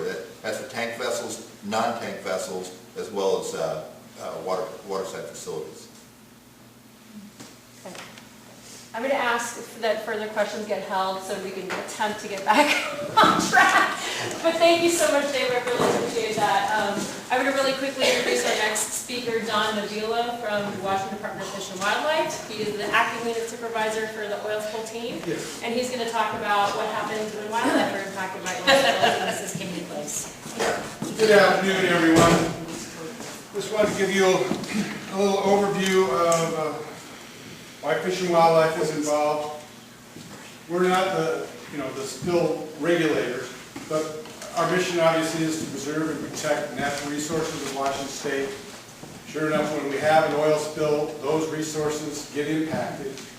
And so we contribute to the overall scheme of responding to that by doing several things. We provide information on resources at risk, we facilitate wildlife rehabilitation, and we contribute to the natural resource damage assessment process that Dave went over in a little more detail. Sort of unique of almost any state in the union, I'm unaware of any state that hasn't. Ever since shortly after the Exxon Valdez oil spill, within the Department of Fish and Wildlife, there has been an oil spill team of biologists available 24/7, 365 to go out when an oil spill occurs and help identify where the vulnerable resources are, where the blue heron net rookery is, where the forage fish beach is, where the submerged aquatic vegetation is. We also have some specialized tools, including a GIS database that we can pull up and look at various layers for an area, because no one person can know every part of the state.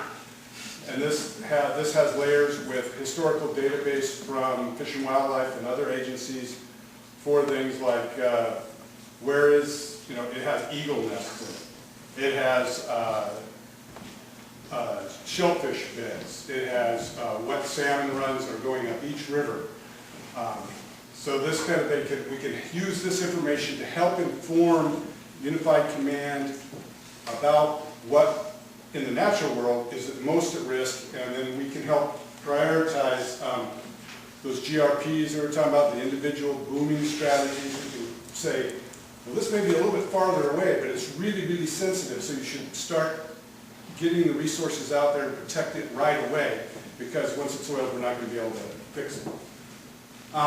We also help with the evaluation of when we're using alternative technologies. We're going to be talking about dispersants here in a couple of minutes. But we help provide the environmental information that's relevant to that decision about the trade-offs between using that technology or not.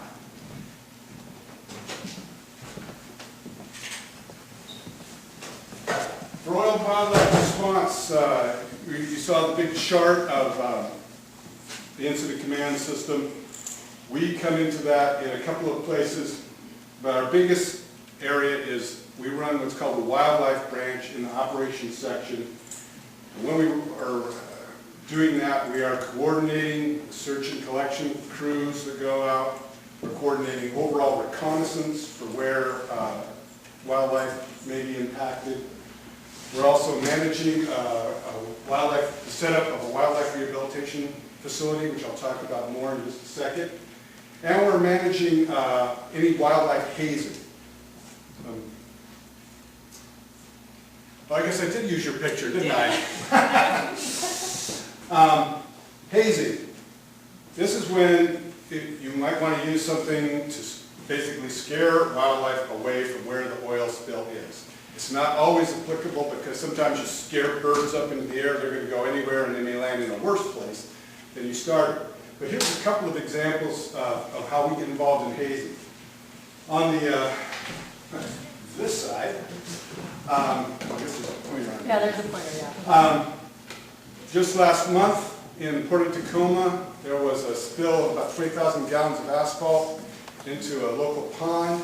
This is the time of year, migrating waterfowl are moving, in particular the mallards. And the poor mallards were dropping out of the sky into this pond and immediately getting stuck into this extremely viscous, black, sticky asphalt. So when we got on scene and we did the evaluation, we asked them to hire a wildlife contractor to put a hazing program in position. And so that's what all the flagging and stuff is over the pond. They also came in with lights at night to light it up. And they also brought in what they call sound cannons. They can make noise to keep them awake. And in this case, the responsible party came up with a really novel idea that worked amazingly well in this case. Because the oil is so thick and viscous, they proposed blowing a 2-inch layer of beauty bark over the top of the whole pond. And that had two positive aspects. One, it sort of disguised the pond, looked like it wasn't water anymore. So the birds flying over in the early light looking for a place to land didn't pick up on it. And then even if they did come down, it proved to be resilient enough that they could land on it and take off again without getting oil. So, and we helped them develop that and implement that. So that's one of our functions. On the left side here, luckily we haven't had to put this to use, and I hope we never do, but we're very worried about your local southern resident killer whales. They're an endangered species. There's only 80 of them left, even though we had some good news in the last month. So one of the, you can't, generally speaking, it's extremely difficult to capture and rehabilitate an orca. So our best defense is to keep them away from an oil spill. Well, our best defense is not to have an oil spill. But if one were to happen, we'd like to be able to keep them away, especially in the first couple of days, because apparently they're susceptible to inhaling those toxic vapors over an oil spill. Some of the killer whales that were around the area of the Exxon Valdez oil spill back in the late 80s suffered extremely high levels of mortality following that spill. And our group could not sustain that. It would be very bad for them. So we worked with NOAA and we worked with IOSA to put together some hazing techniques that we hope would work. One of them, there's 3 of them that have been pre-approved by NOAA, and the FOSC, Jeff Raymond, has been pre-authorized to use these through his wildlife branch or directly. The 3 methods that are pre-approved is we can fly helicopters over them. We can use what's called comey pipes. These are long metal pipes just hang in the water and you bang on them. That's what's going on here. And then there's underwater firecrackers.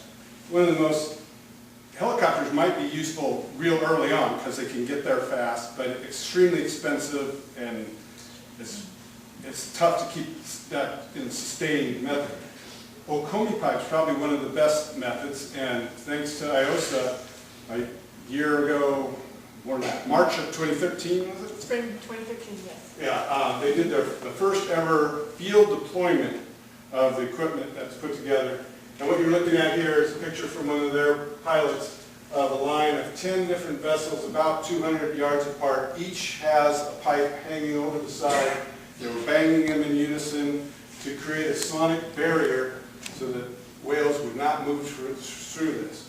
Again, I hope we never have to put it into use, but at least we've got some plan and we've got people who have already done some training, and I guess you have another drill you're Next month.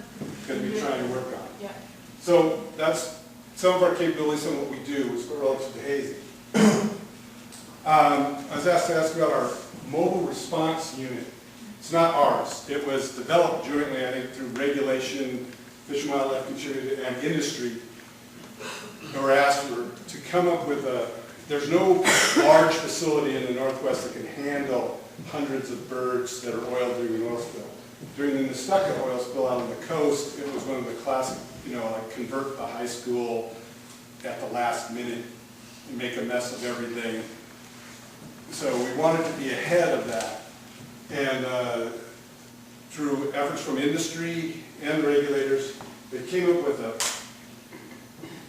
field deployable rehabilitation facility. It comes in and you just drive up with a truck and trailer. That trailer is loaded with, let's see which button is the right one. This is there we go. There's these really high quality tents that have ventilation, lighting, electricity. They have heating. They have generators. And they can be set up, they can also set up wash stations inside these tents. They have pools for the animals as they're rehabilitated. So this all can be deployed within 24 hours to a place. In fact, right now, at that spill that we were talking about on the east side, it's been the first time this thing's actually rolled out, and they're setting it up in Pasco to help handle the birds in that unit, in that spill, excuse me. So that's a capability that much of the country does not have, that I think you guys should be proud of it. It wouldn't necessarily be enough for the maximum spill, but it's a really great start, and it's sort of modular, so it can be added on to if we were in a worse situation. Yes, ma'am? What's the typical window if there's an oiled bird of your response time before the bird will probably die? To be fair, in many cases, we don't get to birds before they pass away. They're either out on the water or whatever.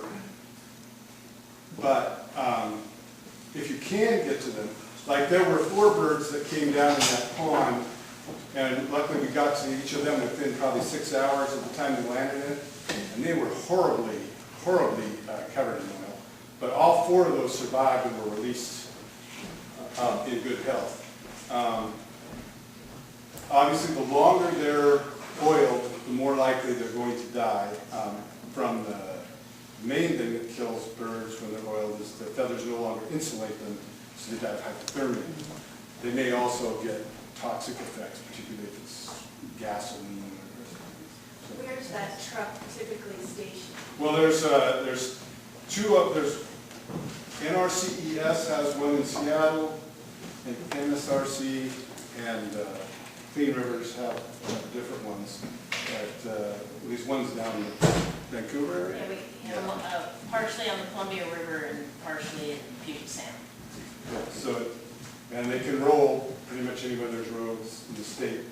But we need to find a good place to set them up that has enough water and different things. You don't want to send them up in a place without water supply. But it's good to know that they get set up once a year at least. Yeah, we also exercise them once a year, take them someplace and set them up. So is that mobile unit staffed with like IBRC people or other? It depends. Clean Rivers works with IBRC. I also works with MSRC. The industry plan holder has to be associated with one of those permitted groups, so the equipment will come and then whoever, it's available to any of those groups, the people side. But yes, there are wildlife professionals that are on contract to help operate that. You talked about volunteer stuff. If you're going to be involved in an oil spill cleanup as a volunteer, you have to have training. Without HAZWOPER training, they just won't even let you anywhere near the spill. In the last few years, we've had a training program, and we have about 700 people on that list at the Oil Spills 101 site. And we're doing 2 trainings this year. They're coming up really soon. One is in Port Angeles on March 21st. The other one's in Everett on March 28th. And if you're interested in registering for those, you should go to that oilspills101.gov site that Linda talked about. And if for some reason that's not working for you, contact Lisa Isaacson at that number or that email, and she can help you out. So, as a last thought, I just want to, go ahead. I want to remind folks that unlike most other jurisdictions in the country, we have a local oil spill response program that's great. So for people who are interested in volunteering, IOSA does this locally and provides this training for their volunteers. So, when you guys are off in other counties talking, this is definitely a great direction, but it would be a shame if someone bypassed IOSA if they were an interested volunteer, because we need to keep them. Right. We're a little different here, of course. Is that the thing where you're wearing the socks and the sandals? Yes, no. IOSA's This is a great effort from ecology, and it's super useful, but we just want to remember that they're local efforts too. Well, some of your people come to it sometimes too, don't they? IOSA folks, have you ever had them come over to the Everett training, or? Yes, I think Jerry, we've had a few people that have gone to the Everett training, mostly just to cross-train, and it's some of the people that do work with the MRU. And I think a couple people are going to actually try to go to the Everett training this year. The HAZWOPER. Yep. Right. Well, and I completely agree. This is, if you're local here in the island, obviously, talk to Julie.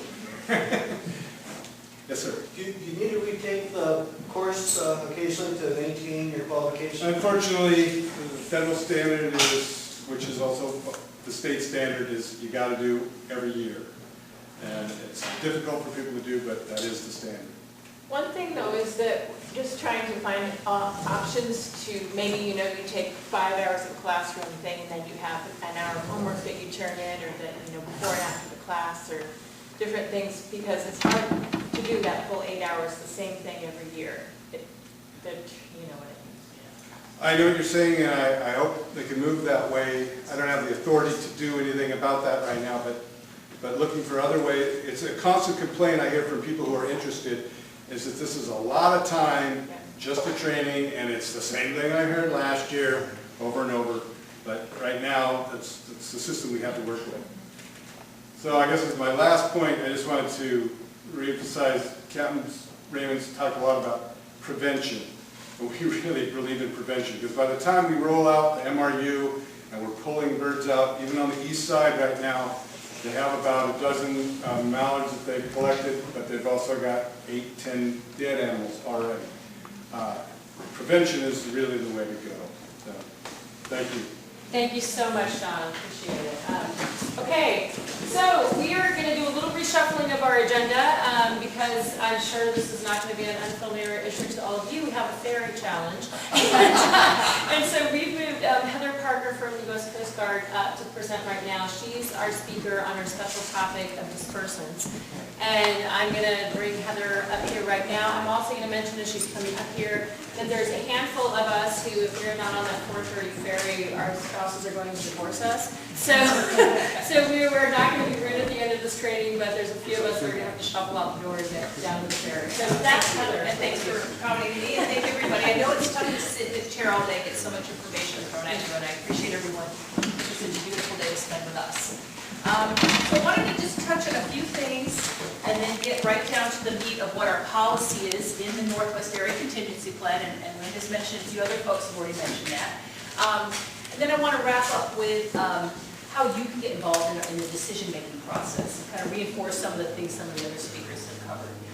When we think about, and I'm going to try to talk fast, so please slow me down if necessary. I do want to try to cover a lot of material.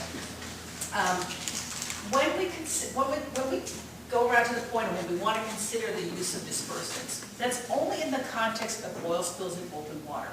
And I think it's kind of important to kind of frame it properly, because the only time we would ever consider dispersant use is when you've got oil floating around in open water. If we're talking about near shore, riverine, freshwater environments, that is always off the table. So I just want to put some context on it. When you're dealing with oil spills in open water, it turns out there's not that many options. So we're just going to put some context on that first. I don't know if you can read this background is different, I think, than my original one. But when you're out in open water response, Dave talked about unified command objectives, keys to success, priorities.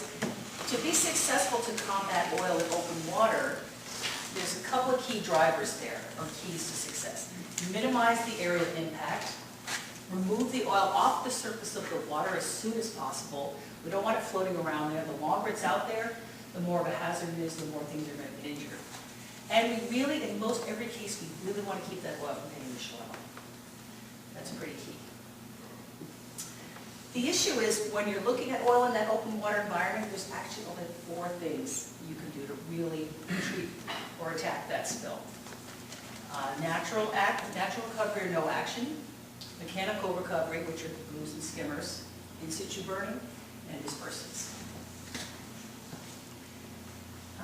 Okay, I think it's actually okay that this happened, because this is just another org chart for ICS, which I think you've seen. It's actually a test. Okay. Here's the detail on the ICS chart.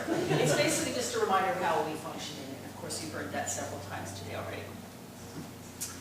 But again, so kind of going back to those concepts, okay, well, if we all agree that it's important to minimize that slip while it's small, how do we minimize the impact? That means we have to try to get to it while it's still small. If we get oil spilling out in the open water, you all know this very well, it's not going to stay there. It's going to stretch and spread and go everywhere. So we'd like to get it while it's small. We want to get it off the surface. Again, there's not a lot of ways to do that. We want to use mechanical recovery. In fact, that's our primary method in our area contingency plan. But the reality is, and we know this from actual spills in addition to tests, mechanical recovery just has a pretty low efficiency rate in most cases. And there's some very good cases where it's very high, But in most cases, you're looking at less than 10% of your surface oil will get recovered from mechanical. Deepwater Horizon, not to point any fingers at my dear friend and colleague there, but because it's not really your guys' deal, but 3% I think was the latest number I heard for mechanical recovery. And you think it was about, at one point, there's probably about 900 skimmers down there. So it's just, by nature, it's not a very efficient tool. I work with a lot of fishermen, and so some of our conversations said, well, that's, dispersants would make more sense if my only concern was birds. But since my concern starts with, seagrass beds, pteropods, herring, salmon, and, in my new neighborhood here, the orcas as well, that kind of uptake, I see removing 80% of floating oil, I'd be highlighting floating oil, because Right. it's not really removing the rest of the oil. Putting it into the water column. Yeah, so do you have any sort of thoughts on how it affects people in the marine environment? That's a fantastic point, and actually I've got slides that cover the concept of what we call trade-offs, and actually that's kind of the crux of it. We were acutely aware that that's the kind of decision that these folks are going to have to make, and the only way they would make it is if it's the right decision at that time for those conditions. If the balance of the trade-offs is such that, it's a Humpty Dumpty, so there's a lot of injury already, that oil is in the environment. Is the use of the dispersant going to tip us to a point where we're going to help nature recover more quickly, or is it actually going to make it a lot worse?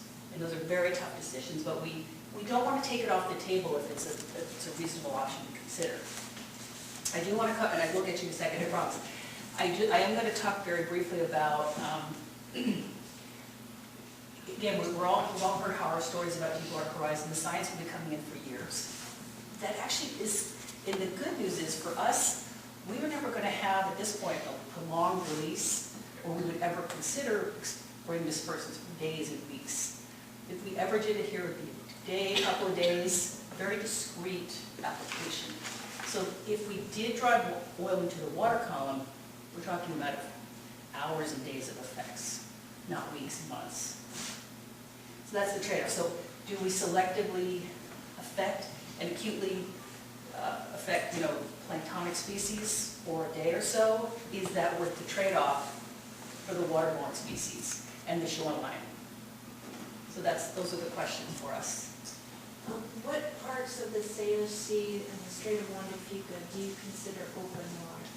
That's a good question. I have a map later. The short answer is our policy is we wouldn't, within 3 miles of the shoreline, we would not spray, and anything shallower than 60 feet. And I've got, it's all in the area plan, which I wrote it on that board, but and I do have a slide on that, but that's the very short answer. 3 miles within shore and shallower than 60 feet, we would never consider spraying. Those are no spray zones. Okay. Sorry, my background is darker, so I hope you can read this. But, and again, I think some of this is getting to be a little bit reinforcing what we've just said here, but in most cases, mechanical recovery is pretty challenging. When you've got strong tides, you've got any kind of wind and wave action, you're just not going to get a lot of it off the surface. Every response decision that's made is going to have some trade-offs, and that's just kind of the tough position that our leadership is in. And then the other thing too to keep in mind, when we, and I said that, in regards to the leadership of these oil spill responses, they want to look at something besides the mechanical options. They do have to do a very detailed consultation with resource trustees and other key partners. Heather, you said before that if you chose to use dispersants, the impact from the dispersed oil into the water column would only be for a matter of hours or days. But isn't there a longer-term impact because it's been distributed into the water column? It depends on what you're affecting. It's what's in that water column at that time. So, for example, if you knew that there was some plankton, it's typically the planktonic species that are most affected by the dispersed oil plume in the heavier concentrations. If you happen to know that there was something very specific there, some kind of larvae, something very sensitive, and you knocked out all of that that was in the plume, you still have to decide, is that going to be a significant population level impact? It's also a matter of concentration. it continues to disperse and get lower and lower concentration. Usually 10 meters below a spill, you've dropped down to low parts per million type concentrations. And as you get more and more water, it gets closer and closer to background level.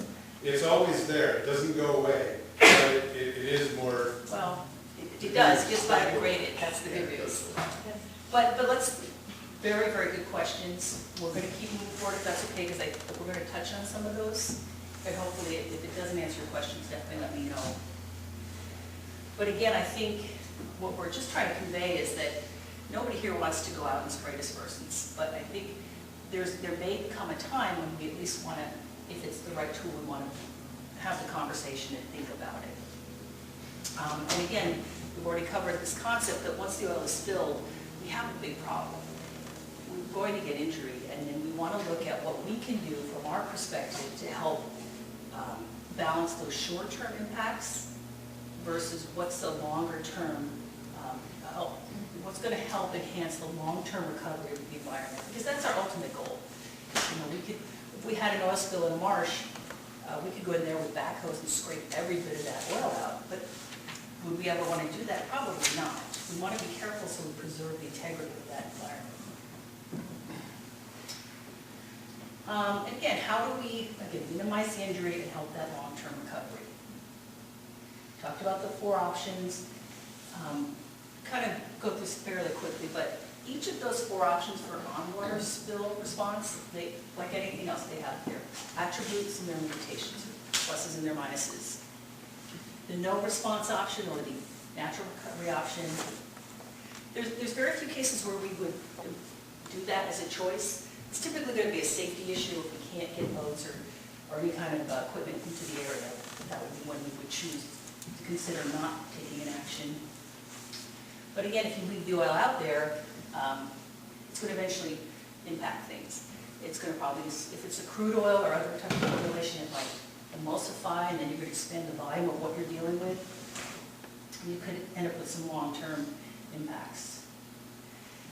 And of course, we're hopefully all pretty familiar with the attributes to mechanical recovery. You can get some hopefully a pretty decent percentage of oil off the surface of the water. And that actually, this technique is that I'm kind of using that term perhaps confusingly. I talk about those other methods removing the oil from the water surface, but mechanical recovery is only it's the only method that takes it off and actually out of the environment. The other methods like burning and dispersants just change where it is in the environment or change its properties. And again, the recovery rates are kind of bleak. They don't, it's not as much as we'd like to see, except in some pretty unique situations. So a little bit about burning, but again, that's just another one of those techniques. Again, like everything else, it has its pluses and its minuses. In the right conditions for the right oil in the right environment, you actually can remove quite a bit of oil. You can get the oil off the surface of the water. But again, there's quite a bit of other considerations there in terms of limitations. During Katrina, which was one of the largest oil spills in U.S. history, a lot of oil got into grass beds and things like that, and burning was very successful there because it removed it from the environment and the grasses all came back. If we'd gone in with back trucks and backhoes and all that, we would have done damage that would have taken decades to recover. So you have to figure the right place to do that. Thank you. Looks like that Bakken oil just sort of blows up on its own. Yeah, it's yeah. Just goes. Scary enough. But again, I think we've kind of touched on these. Some of the attributes or the sort of benefits of using dispersion, chemical dispersion, is that you can sometimes use it in rougher weather conditions than you might be able to skim in. And if it's the right set of conditions, you can pretty rapidly get a fairly significant amount of that oil off the surface of the water if that's in fact your goal. And you can actually hopefully prevent significant amounts of oil from getting caught on the shoreline, getting stranded, and causing some potentially very long-term impacts. Of course, there's a number of limitations, and I apologize for the colors you can't see here. And I don't know if these slides will be available. Yeah, I'm going to talk to all the presenters. If the presenters are comfortable with your slides being available, we can make them available. But I'll check in individually with everybody. So if you're okay with that. Yeah. Basically, what it's talking about is stuff we've already touched on, but in the right context, in the way we would consider using dispersants here in Washington State, we would anticipate the effects to be short-term. We would talk about looking at using them in a very discrete area, a very discrete part of the slick, one that we knew we were watching the tides, we knew where it was going. It was over deep water with a lot of good mixing, and we'd only do it for a short period of time. We would try to run models and see what the potential concentrations in the water column might be for how long. So that's the kind of way I think that we would be looking at using them if we ever did consider that. So we try to think about that in the context of short-term impacts. Who would get hurt by those short-term impacts? And did that balance out if we didn't disperse? Heather, if I could add to that, our plan, the Northwest Area Contingency Plan, one of the best in the nations, has a very good section on dispersant decision-making. It's got worksheets in it. One of them's a quick one that gets you to a quick no if the answer is no. So we don't spend a whole lot of time doing it. If the answer is no, we get there quickly. If yes, it's a possibility, we have a very in-depth worksheet that we work through to make sure that we understand all the things that Heather's talking about. But the high energy environment is an advantage in this case, right? That's the high energy environment. I mean, over 60 feet depth, but high energy environment, that's like the ideal. It's going to get done the quickest. It is, because if you think about, remember those good seasons, make the old salad dressing with the vinegar and the oil, shake it up. Dispersants, they need energy. You can spray it on a flat, calm day and it won't really work. So you need some kind of mixing energy as part of the equation. And so we wouldn't really want to do it near shore for a number of reasons, but we need that mixing energy. Okay. 3 miles out was one of the quick rules, is Yes. that right? So Yes. we're talking 3 miles off of Point Mill Point? No, 3 miles off of every shoreline in Puget Sound, and then greater than 60 feet of depth of water. Is there a place within the San Juan where it's more than 3 miles? I'd have to look at the map. We talked about getting a map of case by case zones. We haven't actually done that. It's not in our plan right now. No, it's not. And again, apologies on this slide. This is some really cool graphics of a beaker. It's cool. You may have seen that a lot of people use these same graphics, and there's other ones as well. And again, hopefully you're fairly familiar with how they work. They're fairly simple. It's a surfactant. It's just kind of similar to watch these old commercials where they show the sink and the grease on the top of the sink and the dishes. You drop the liquid and it just breaks up the oil. The idea behind it, though, is that different from when you just shake your oil and vinegar and you get the droplets mixing in together. Once you stop that mixing energy, that oil's going to refloat and it's going to recoalesce. The dispersants encourage the break apart into droplets, but then they coat each droplet. And so if the energy stops, they can't coalesce again. They're coated, they can't form another slick. And in fact, they don't stay on the surface. They go into the water. And so I tend to think about it like a reverse smoke plume. You think about campfire, the smoke particles are fairly dense and concentrated at the fire, but they go up into the air where the air currents, they spread out. And the further they are from the source, the more spread out they are in terms of concentration. And the smoke particulate is never going to be further downwind, it's never going to rejoin together as a dense cloud again. It's very similar with dispersant plume, dispersed oil plume. Okay, cloud or plume below the surface, quickly spreads out. Within hours, and that's in a well-mixed environment, we'll have measurements, barometers and other ways to measure this.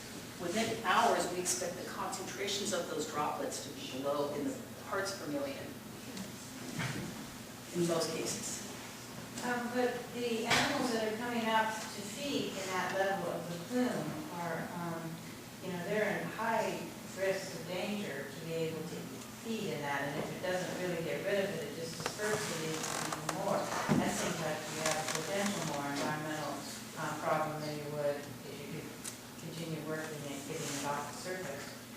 As well as when you spray the dispersants, because this is happening in the Gulf when we were doing search and collection, when you spray the dispersants, then you spray it on the birds that are flying by, so then you have, the birds that have been oiled, but they're just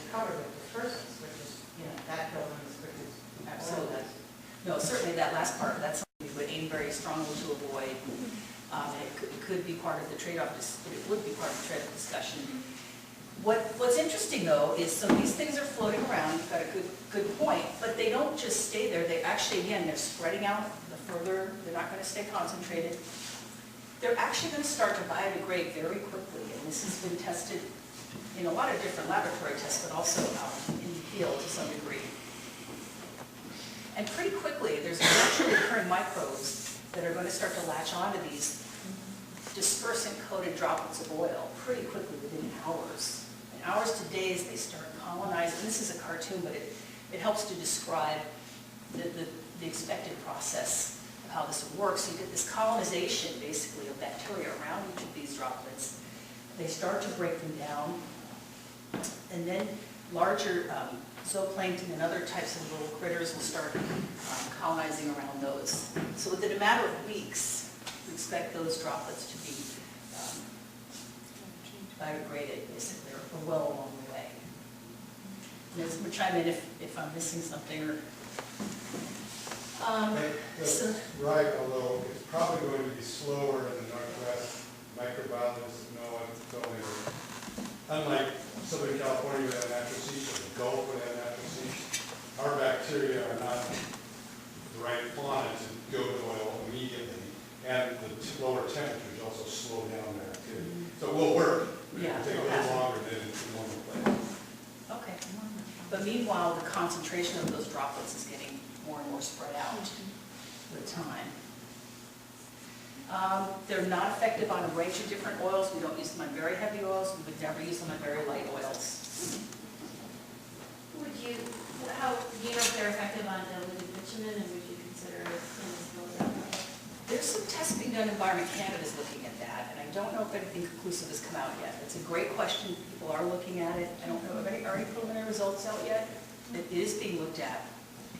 Environment Canada does some groundbreaking work along those lines. We're looking at that right now.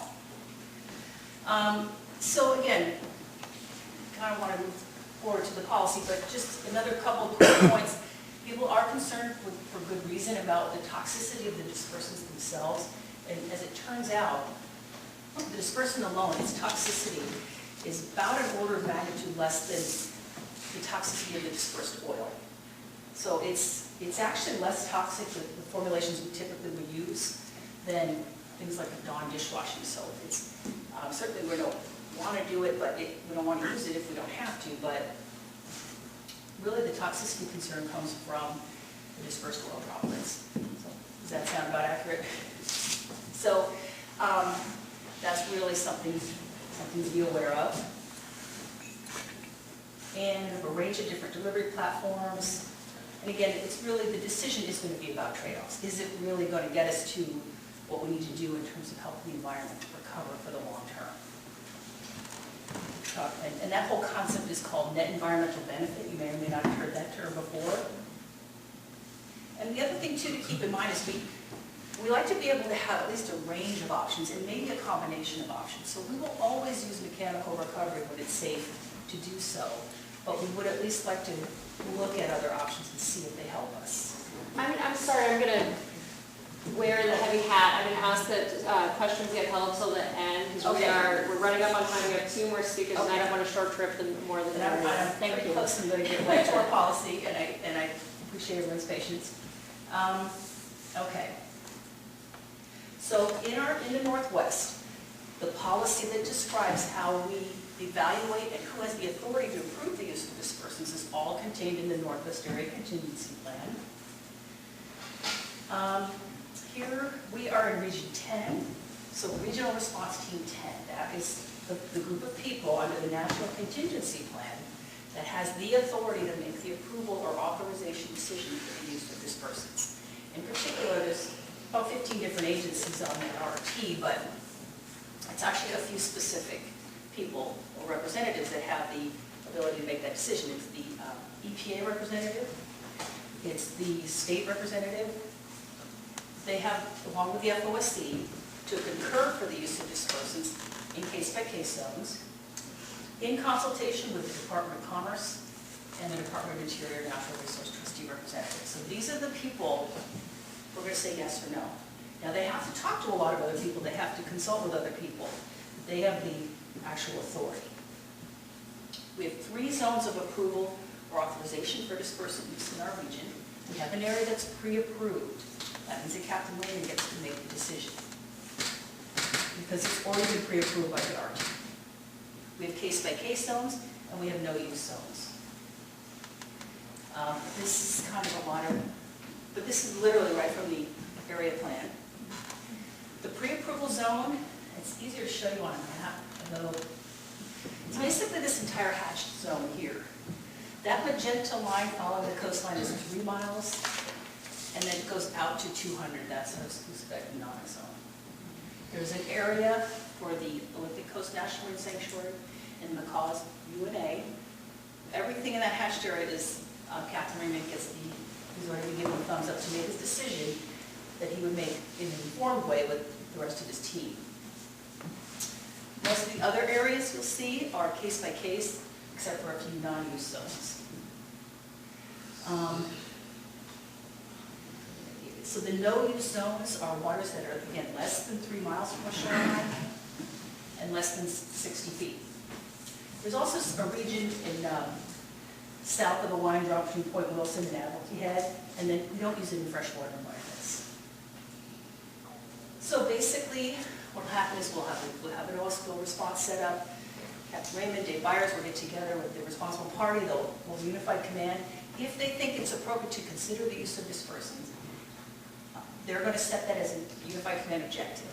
They're going to ask the environmental unit to work with the operations folks, with the other key people in the command system to look at the checklists, as well as a detailed dispersant recommendation memo. And they're going to talk to the RT, they're going to activate them, they're going to prepare the package, they're going to send it to them for approval or review, and then they have the RT has 2 hours to make a decision. It's kind of spelled out pretty clearly in this really detailed flow chart, which I know you probably can't read, but this is directly from our area plan, and also the slides can certainly be available to you. So, can I just interject with just one thing? I know you're running out of time, but part of that process that you couldn't really see too well, there's other people that have a responsibility. For example, the liaison officer has a responsibility to reach out to the communities, to the elected officials, and and inform that it's being considered, and the media has a role in it too. So it's not done in a vacuum. Is the point. It's a pretty detailed, Captain, I'm sort of glossing over a lot of it, but even in your pre-authorization zones, you're going to make sure you have a very rigorous conversation and process internally. Absolutely. It was interesting though with the drills, the first time after 20 years of always being turned down no to dispersants, remember that polar drill was the first time in that water north of the San Juans where it was actually a response action, and I thought that was incredible. And it shows it was the right distance from all the shorelines, and it was just a nice set of very targeted application. Targeted deep water, yeah. This is just a representative that Captain Raymond mentioned earlier. We have a very detailed section in our area plan. It's got a bunch of tools and resources to help us walk through that process. This is an example of our FOSC checklist. It's one of the tools. I know you can't read it, but there's basically 11 different questions. The first, it basically gets us to a yes-no.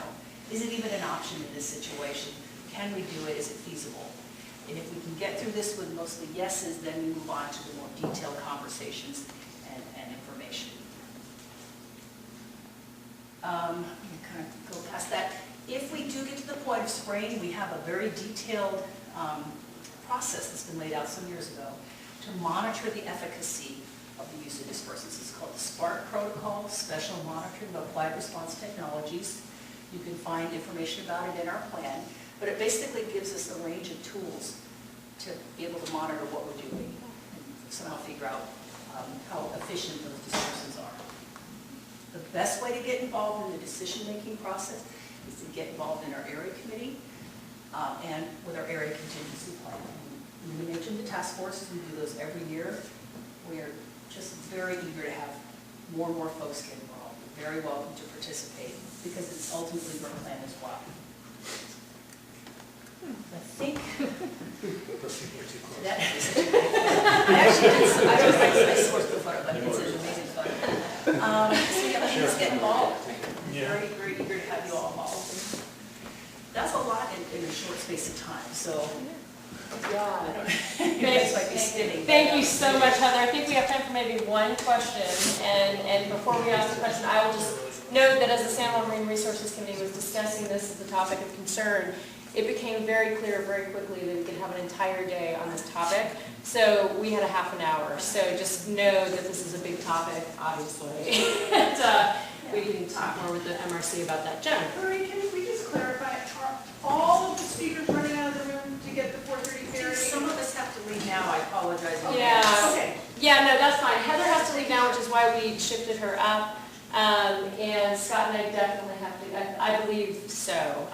But I think that since Julie is our last speaker and Julie is from here, if yeah, we've shuffled some things around. So our next speaker is actually going to be Scott, and Julie will be our last speaker. So I think if you want to go over a little bit with Julie, that's up to you guys. Marta, do you want to comment on that? Say, to those of you that are here, I am an MRC coordinator, and we have Bill Green still here in the room. Please feel free to direct questions once the speakers have to leave to those folks, or email us. We'll get you in touch with the correct folks, because you guys all know the ferry stuff, so there you go. So, and I'd also like to just take 10 seconds and say thank you so much to Heather, and to Hillary, and to the group that spoke, and the Northwest Straits Foundation for co-sponsoring with our local MRC, because it's been an amazing thing to get this quality here. So thank you to Hillary. Well, thanks to Marta and your Marine Resources Committee for working on this. It's been great. So one question for Heather? You can take it out. Absolutely free. You've got my contact. Okay, you, go ahead. There's technology that's been very effective in Europe of mechanically removing oil from water. It involves pumping and separating. But because a small amount of water gets, a small amount of oil gets discharged back into the water, it's not allowed in the U.S. Are you familiar with that technology, and is there any movement to allow that technology here? I'm not familiar with it, but I guess I would just say, and other people are going to be better at this than me, but the deal with the reason mechanical is so tough is once the oil spreads on the water, within seconds to hours, it's so thin and it's everywhere. It's not necessarily about building a better mousetrap. You just got to collect it. You got to get to it. That's we have a process. Decanting is, as you say, it is an actual discharge back in, and so we have a little permit process that can be approved. So decanting is used to give you more room in your storage capacity. So that wouldn't be a deal breaker necessarily, decanting. So it is used. There is a process in our area plan to approve it. Particularly in the first 24 hours. But I guess just to address the first half of your question, if there's a better skimmer, you still have to get the skimmer and the oil to work together. And so that's usually a limiting factor, not the decanting side. Okay. Thank you for that question, and thank you all. Thank you so much, Heather, for bringing this very complex issue to the table. I will just add, as I'm bringing up our next presenter, that a separate group, which some of you are involved with, the Pacific States British Columbia Oil Spill Task Force, one of their projects for this year is collecting the science on the state of dispersants, the state of the science on dispersants, and there's going to be kind of a cohesive written document about that. If anybody's really interested in what studies are being done about dispersants and their impacts, that's going to be available by the end of the year. So with that said, I'm going to introduce Scott McCreary. He's our industry representative today. He's with BP Cherry Point Refinery. And he's got a formal presentation, but he's also really interested in fielding questions. So I'm going to leave it to him to explain how he's structuring his talk. Scott, you can just click with it. There's a little thing. There you go. Just click for one, and your presentation should be, there you go. Yeah. Okay, cool. Okay, so I do have kind of a set presentation. I've been, as part of this, I've been sort of talking about industry, what industry brings to our state's oil spill response. Sorry to interrupt. I'm just going to ask the people at the back, please. We've got a presentation going on. If you guys could hold. Thank you. Okay, go ahead. You know, what industry brings to our state's oil spill response program. And really kind of I talk about the preparedness piece, which is a bit about our pre-booming efforts, and then talk about the response piece, which largely focuses on kind of presenting what our major oil spill removal organization, or OSRO, MSRC, the equipment that MSRC has that has been funded through industry, because it's a unique and significant mechanical recovery resource that's really only available by virtue of industry's investment in that. So that's kind of what I have been talking about. But I recognize that a lot of what you folks are interested in, you're more mature in your understanding of oil spill response than a lot of the other areas in the state. That's just the reality. It's a more important topic to you come in. So rather than me kind of bringing you that information, I thought maybe our time together might be spent me asking you, what do you want to hear from the industry guy, right? So here I am, I'm the oil industry in front of you. What are your concerns? What would you like to hear industry respond to with regard to oil spill response in San Juan County? And boy, there's a question right there. So is that the way you'd like to go? Would you prefer to try to go that route? Okay. And hopefully some of my sexy pictures will support my answers to you. But Okay, yes, ma'am. Yes, we live in an earthquake zone here, and you, as well as the other refiners up there, have these tanks. At any given point, the tanks can be involved in an earthquake action, and the pipes that are running to the tanks, to the docks and everything, just can go directly into the water, and they'll hit directly to Point Lawrence on Orcas Island. So, I'm wondering, you know, you have double holes and all of that. I'm wondering what you have in space for, you know, a spill in your tank field, Yeah. your pipes, your double hole pipes. What do you have for that? And Sure. Great. So really that has to do with spills from our tank farms, which are covered not under our oil spill contingency plans, but there's a separate set of federal regulations that are called SPCC, Spill Prevention, Control, and Countermeasures. And all the facilities are required to have SPCC plans, which then address exactly what you're asking about, which is, so if you have a spill from this tank, how do you assure that that does not get out of the immediate area? And the key thing there is having dikes around those tanks. So you can have, and I won't, this is not my particular area of expertise, we have somebody else who deals with our SPCC plan, but you can have either dikes around a single tank, or you can have multiple tanks within a dike, so kind of a dike surrounding, say, 3 tanks. But the bottom line is that the volume that that dike has to contain has to either be 110% of the volume of the largest tank within the dike, or the volume of the largest tank within the dike plus the volume that would be contained by, I think it's the 100-year storm. So there are 2 different standards that you can abide by. You have to kind of choose which one you go to. Those are plans that are submitted to both the state and the federal agencies. That's an EPA regulation, and those are updated every 5 years. So those dikes actually contain, they could contain anything that was in the pipe that goes from the tank field through the pipes to where they load them, that's all contained? Because I understand that the pipes really aren't, I mean, there's a static, the pipes are big, so there's a static, even if it was shut off fairly quickly, like within the first 15 minutes to half an hour, you could still have 40,000 gallons with the static coming out of the pipe. I think I'm understanding what you're saying. So from the tank farm, I get it at Cherry Point. Let's see a little bit here. So here's one of our tanks. Our tank farm for Cherry Point is about 1.5 miles inland there. But this is, ooh, very good. Very good. So this is what we call tank 70.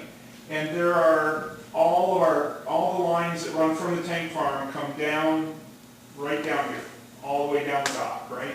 So outside the tank farm, there's the volume of that, all of those lines, right?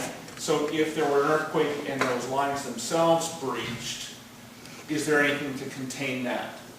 So there are emergency valves, what we call MOVs, motor operated valves, that can be shut very, very quickly to shut off that pipeline. But there is a static volume within that pipeline, and depending on where the break were to occur, some portion or all of that static volume could be released.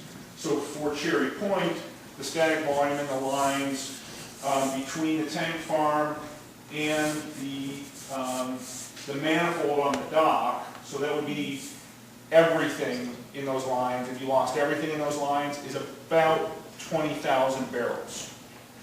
And there is no containment for that. There is no way to contain that. Yes, sir? Sounds like your inlet storage is a much better structural, geographical circumstance than what we have down in Portland, where I'm from.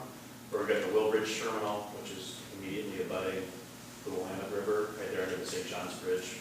Multiple I think our BP terminal is right next to that one. So you're right there too. Oh, so you're related, okay. But that's my question is, you know, if we're gonna talk about catastrophics, and Lord knows in that case, all the bridges are down, we're gonna have trouble getting water. I mean, we get a lot of problems then, but you know, for conversation's sake. Am I clear in understanding that for each of those complexes, the maximum response that you're required by the SPCC to have is for the one largest tank, if that one goes, but if there were multiple tanks in that complex, that's not your standard? No, it's within, if there are multiple tanks within the dike, because you are allowed to have multiple tanks within a single dike system, the volume for that dike has to contain is the volume of the largest tank in that dike. That's, and again, I'm not an SPCC expert. I'm a little reluctant to kind of cite those regulations because they're not the ones that I'm most familiar with. The bottom line is there are federal regulations to ensure that there's secondary containment for storage tanks, for above ground storage tanks. You know, and it's the dikes themselves have to be made of an impermeable material. The material within that underlies that dike area has to be an impermeable material. So, you know, it's all intended to ensure that if there is a failure of the tank, that that oil does not get outside of the immediate area and can be recovered. Except for along the pipeline. Except for along a pipeline, that's correct. Yes, sir. Are you aware, Captain Raymond, is there any Bakken oil or diluted bitumen being transported from inland facilities, going to other refineries or anything like that? Yes. Yes. So potentially both. Okay. So it comes in from the land from either trains or pipelines, and they can be loaded on barges or ships and taken to other refineries or areas? We get some Bakken coming up via ATB. It comes via train down the Columbia River Gorge, and down on the Oregon side, there's a facility where it'll take it from the train, put it on an ATB, and the ATB will come up around, and it services some of our refineries. It comes in via water. Is there any that's coming out of any of the trains that are coming up from and going out of? I think your question is, are there deliveries by train to any of the refineries that are then going out of the refinery? Excess that the refinery couldn't use or want to move to a different refinery? Yeah. To my knowledge, no. So for I'm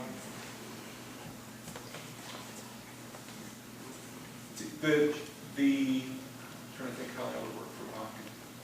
We actually have some finished products that are actually more volatile than Bakken, like some of the jet fuel going up to Vancouver. That goes via ATB. Absolutely. Refined products. Refined. Just kind of wonder if there's been crude being moved The crude is typically coming into the refinery via ATB.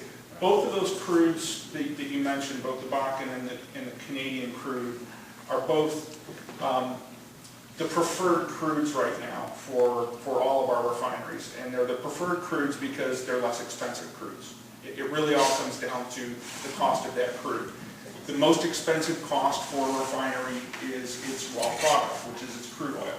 So you want to get the least expensive crude oil you can that will produce the range of products that your contracts require you to produce. And right now, Bakken and the Canadian crudes are preferentially priced. That's why we want to be running as much of them as we can get. So no refinery is sending any of that stuff away. You want to be running as much of it as your crude slate will allow you to, and still produce the range of products that you need to produce. So, Bakken being a lighter crude, you're going to have to bring in some heavier crudes as well to then ultimately have you running a full range of crude oil, something that has both light ends and the heavy ends at the bottom. But because of their relative pricing, yeah, nobody's shipping any of that stuff out.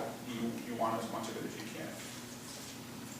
Well, So even with the proposed Trans Mountain Pipeline expansion project and the expansion of the Puget Sound Pipeline, if that increases beyond what you have the capacity to refine, there's no interest even at that point in exporting that crude by vessel, assuming, the market's right for doing that?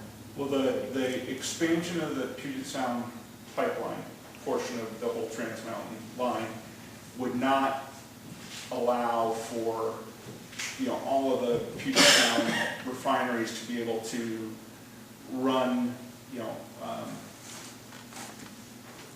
run as much of that crude as they could, and then there still be excess. It's not that much, not just on Puget Sound pipeline. There's still competition amongst all the refineries for essentially space on that pipeline. Yeah.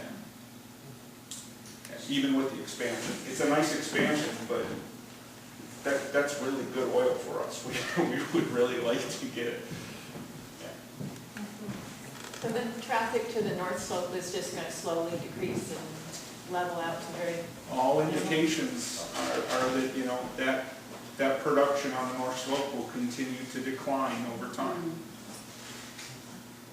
So if they were required to strip out the gas liquids from the Bakken and the small those drains, would that reduce the value to your refinery in terms of its worth?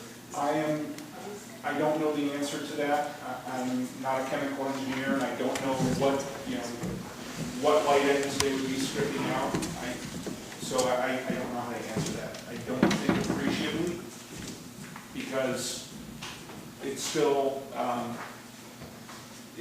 would have plenty of value, but not knowing what the cut points are that they're talking about removing, I just don't know how to answer that. I'm sorry. So we have time for a couple more questions. I'm going to ask that if people raise their hand to be called on for questions. That would be very helpful. Yeah, raise them high. Yeah, raise them high. Ken, I know you've had yours up there. You next.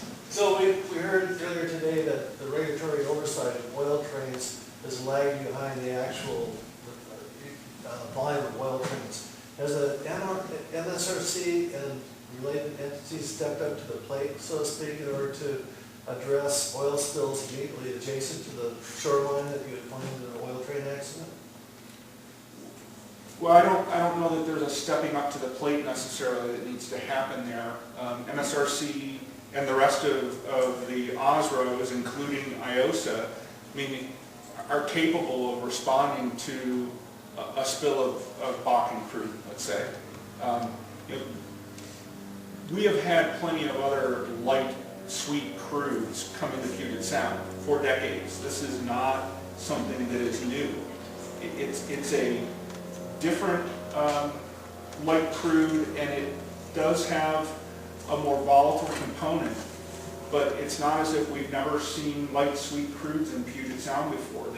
We've been shipping them into, by the tanker full for decades. So our response organizations know how to respond to a spill of this kind of crude oil.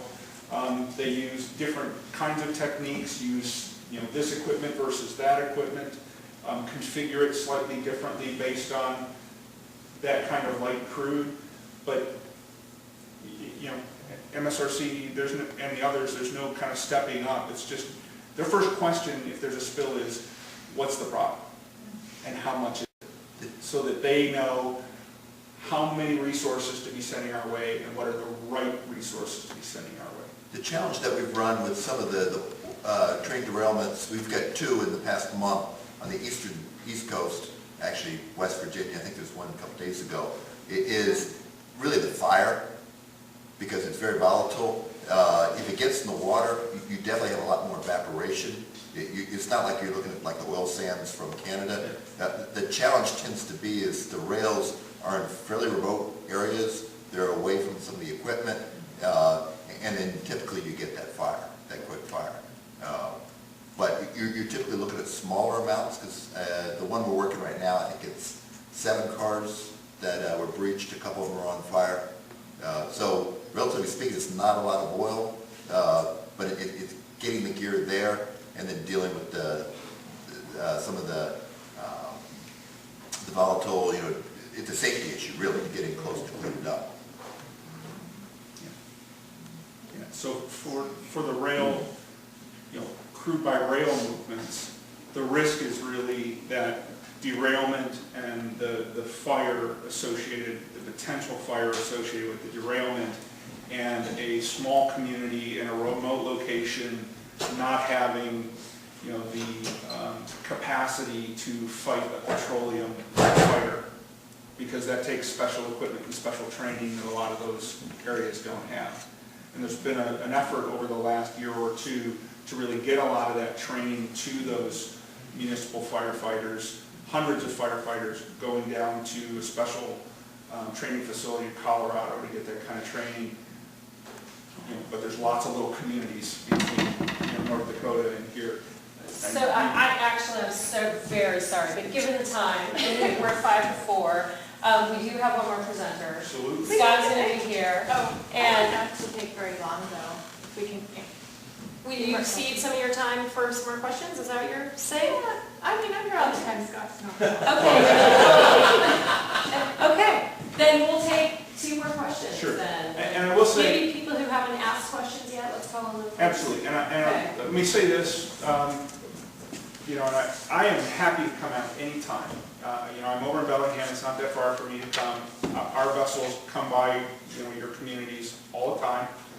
It's reasonable for you to ask me to come and talk to you folks, and I want to come and talk to you folks. By the way, I have to toot my mouth. So, Scott McCreary, founding member of the Whatcom County Marine Resources Committee, former commissioner on the Northwest Straits Commission, former board member of the Northwest Straits Foundation, and member of the IOSA Technical Advisory Committee. I care about what you guys care about, right? Okay, I work for the oil industry, but I care about what you guys care about. So I'll come and talk to you. With that, yes ma'am. I was just hoping you could show some more slides while you're answering all our questions. Oh, gosh, yeah. Thank you. Does this tie I'll just keep into flipping what through. MSRC would do differently with a lighter crude than a heavier crude? You said it would be different. How is it different? Nah, not so much. I got a different presentation where we talk about different skimmer types and like a brush skimmer versus a drum skimmer, and one's better used in lighter oils versus heavier oils. But so I'll say, so this is like kind of pre-booming, talking about pre-booming and mechanical recovery. The thing is, so you can't do mechanical recovery. You can't pre-boom when the weather's like that, but you also can't do mechanical recovery when the weather's like that. Essentially, if you've got wave heights over 3 feet, you're not skimming. It's just not going to happen, right? But that kind of energy state is perfect for dispersants. That's exactly the kind of energy state you want for dispersants. Now, we're not 3 miles offshore, so that particular location wouldn't be good. but there are weather windows where your only response option is something like using dispersants. Scott, I saw a question at the far back. Yes, Ma'am, I go do too. ahead. Yes, ma'am. Yeah. I wanted to ask about tugboats. I did a little research on that, and sometimes, ships do stop for various reasons, and the availability of a rescue tug, when ours is the one that the state has designated as 100 miles away. Does your company have a tug that's maintained at the Cherry Point facility? We don't have one that's specifically maintained there, no, but what we have are contracts. I think, actually, Captain Raymond's probably the better person to answer this All question. laden tankers will have a tug escort. If they're coming through Rosario, if it's a tanker, they'll actually be made up alongside. I understand, I can see them go by. I'm just wondering about, like sometimes other ships which have a lot of fuel oil on them. The other thing we have is a program where we monitor all the tugs and areas, and we have the ability to reach out and one in transit and grab them. And one of the things with the Oil Spill Liability Trust Fund, I can actually pay for it. So if I see that there's a problem with the vessel and they're not responding quick enough, I will open the Oil Spill Liability Trust Fund. I will contract with the tug, which we already have a pre-agreed price point. They will come out, put a line on it, and take it in. I do that with the Nia Bay. In fact, I am probably the biggest customer of the Nia Bay tug.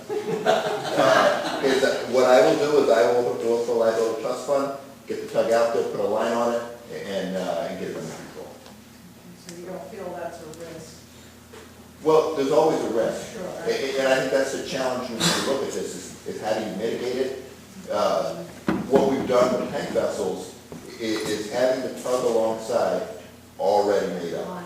That is a beautiful thing, because if anything happens to that vessel, which already has redundant steering, redundant electrical systems, all this redundancy, even upon all that, we have a tugboat with a line already made up. Okay, I want to congratulate your daughter Exactly. on doing Great. On that note, I want to congratulate Laura Jo for providing all of these snacks. Is that your report, Joe? Thank you. So much for that. Yeah. So we're at 4 o'clock, and I know some folks have to catch a ferry, and not just us, but other people as well. And we also do have Julie Knight, the executive director of the Island Oil Spill Association, IOSA. And I want to give her some time, and so at this stage, I'm going to transfer to, could you come on up and get your presentation going? Her presentation's on a different laptop. Okay. So as I'm kind of introducing you, I'm going to ask Julie to come on up. I want to thank Scott for answering some great questions and for being kind of open with your structure of your presentation and for offering to come back out here and talk to folks. It certainly sounds to me like there could be a great opportunity for the MRC to host a meeting where Scott, I don't know, I'm just throwing that out there. We'd love to do it. We'd love to do it. And he's very happy to A come. number of us will be back at the end of the month with the, I believe it's the MRC workshop, the 26th and 27th. Yeah, so. I'll be back at the end of the month. Great, and Captain Raymond will be back at the end of the month for another related workshop that the MRC is putting on related to vessel traffic changes in Puget Sound, and Marta can speak to that workshop as well. But, so thank you again, Scott, and as Julie's getting things, let me know if you need any, are you good? Well, it's not on there, but. Yeah, you just need to transfer the forwards over. Yeah.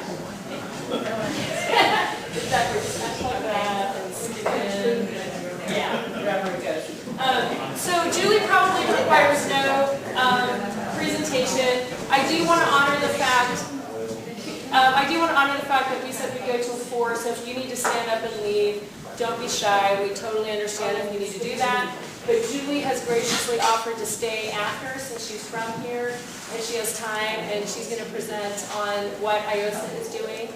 You've heard consistently over the course of this workshop that IOSA is an incredibly unique response organization.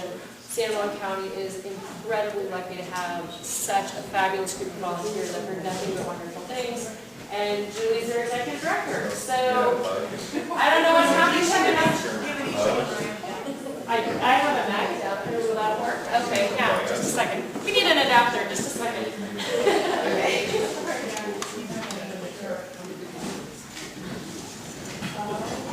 So just a second. Will this work? Is that?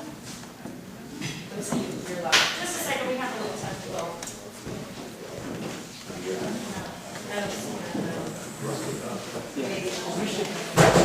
Yeah, can you just? Yeah, I can. Okay. Guys, she was gonna freewheel it. She's gonna burn the whole car looking out the window. And she's gonna go free for it.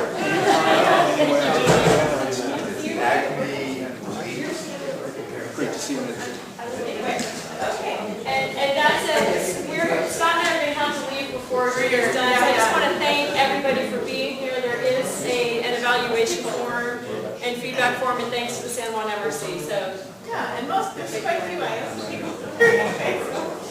Okay, so I'll just read it real quick to take 5 minutes or something.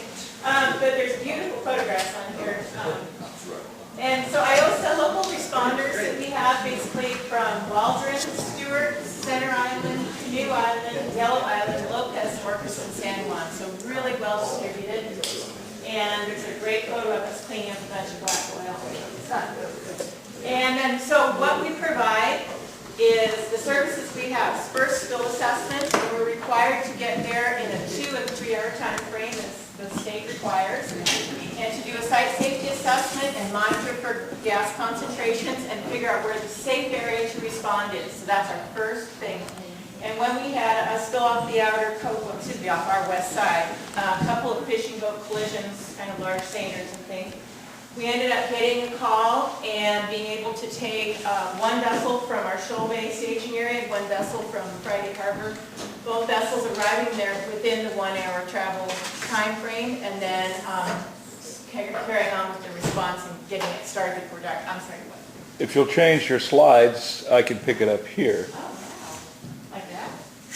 Well, I can pick it up where it was, just change them as you're going. Okay, all right. So, so then the second thing is geographic response plans, and we have done in this county, there's 84 different sites, and we have done all of them. That means we've spent a full day, or in some cases 3, 4, 5, 6 different drills on the same place, because you know, you get there and you try one thing and it's like, it could work better if we did it this way, and then go back and try again.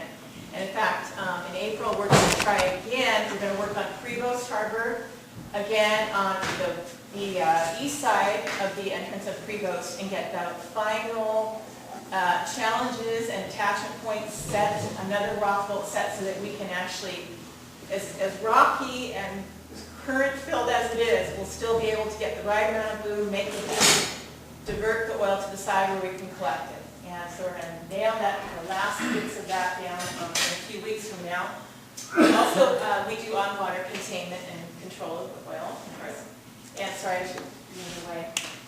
Search and rescue, and then, you know, the slides that we saw of the mobile rehab center with the tents and everything. We actually have the privilege of working with MSRC once a year to do that. We have a crew that goes and we get the whole thing done with them, and it takes about a day and a half to set the whole thing up, but it's a 24-hour requirement, so we can do it in 24 hours. And then we have tours that show people how it works and how the birds are examined and cared for, and then we take it all down with them. So we do that once a year, so we're ready to do it like a fast response team. And then the whale hazing procedure, that protocol set something actually just was, I'm part of the task force for hazing and National Marine Fisheries Task Force for just marine mammal response in general, but my little part of it is the hazing. You saw the pipes that we did on the other slides that we used, hanging down in the water about 8 feet and banging on them with all of our safety gear in the proper way, you know, so we don't fall overboard or something. Can you speak on that? Yeah. I was on that call too, and I'm curious That's right. You were. what's the sort of evidence-based practice suggests that banging on pipes prevent orcas from travel? That, what it is that we make a line of sound so that they notice it and pay attention to it. in some cases, if it were just an open water, it wouldn't make any sense. And that is why I feel like the drill that we have at Prevost, with those two narrow entrances and then a lot of rocks, and it's right near the shipping lane, that makes sense if they did in fact want to come into that area and it were oiled.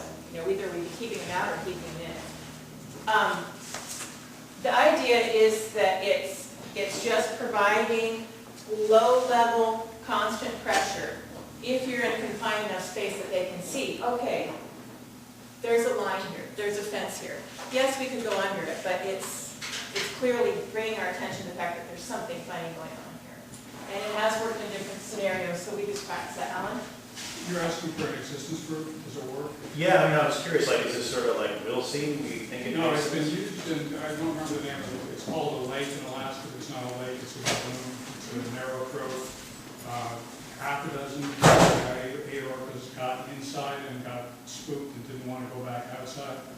This was deployed there. It's also the orconi or orcomi is named for Japanese technique for herding dolphins to their demise. And they actually use it to chase them into enclosed areas where they can be slaughtered.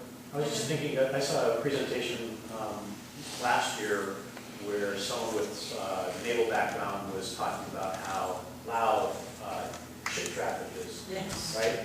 And, you know, it's a bang, bang, bang, bang, bang. If you listen to the hydrophone, you know, that's the motor of the ship, right? And so that they would hear that on the west side all the time, every day, in a straight line.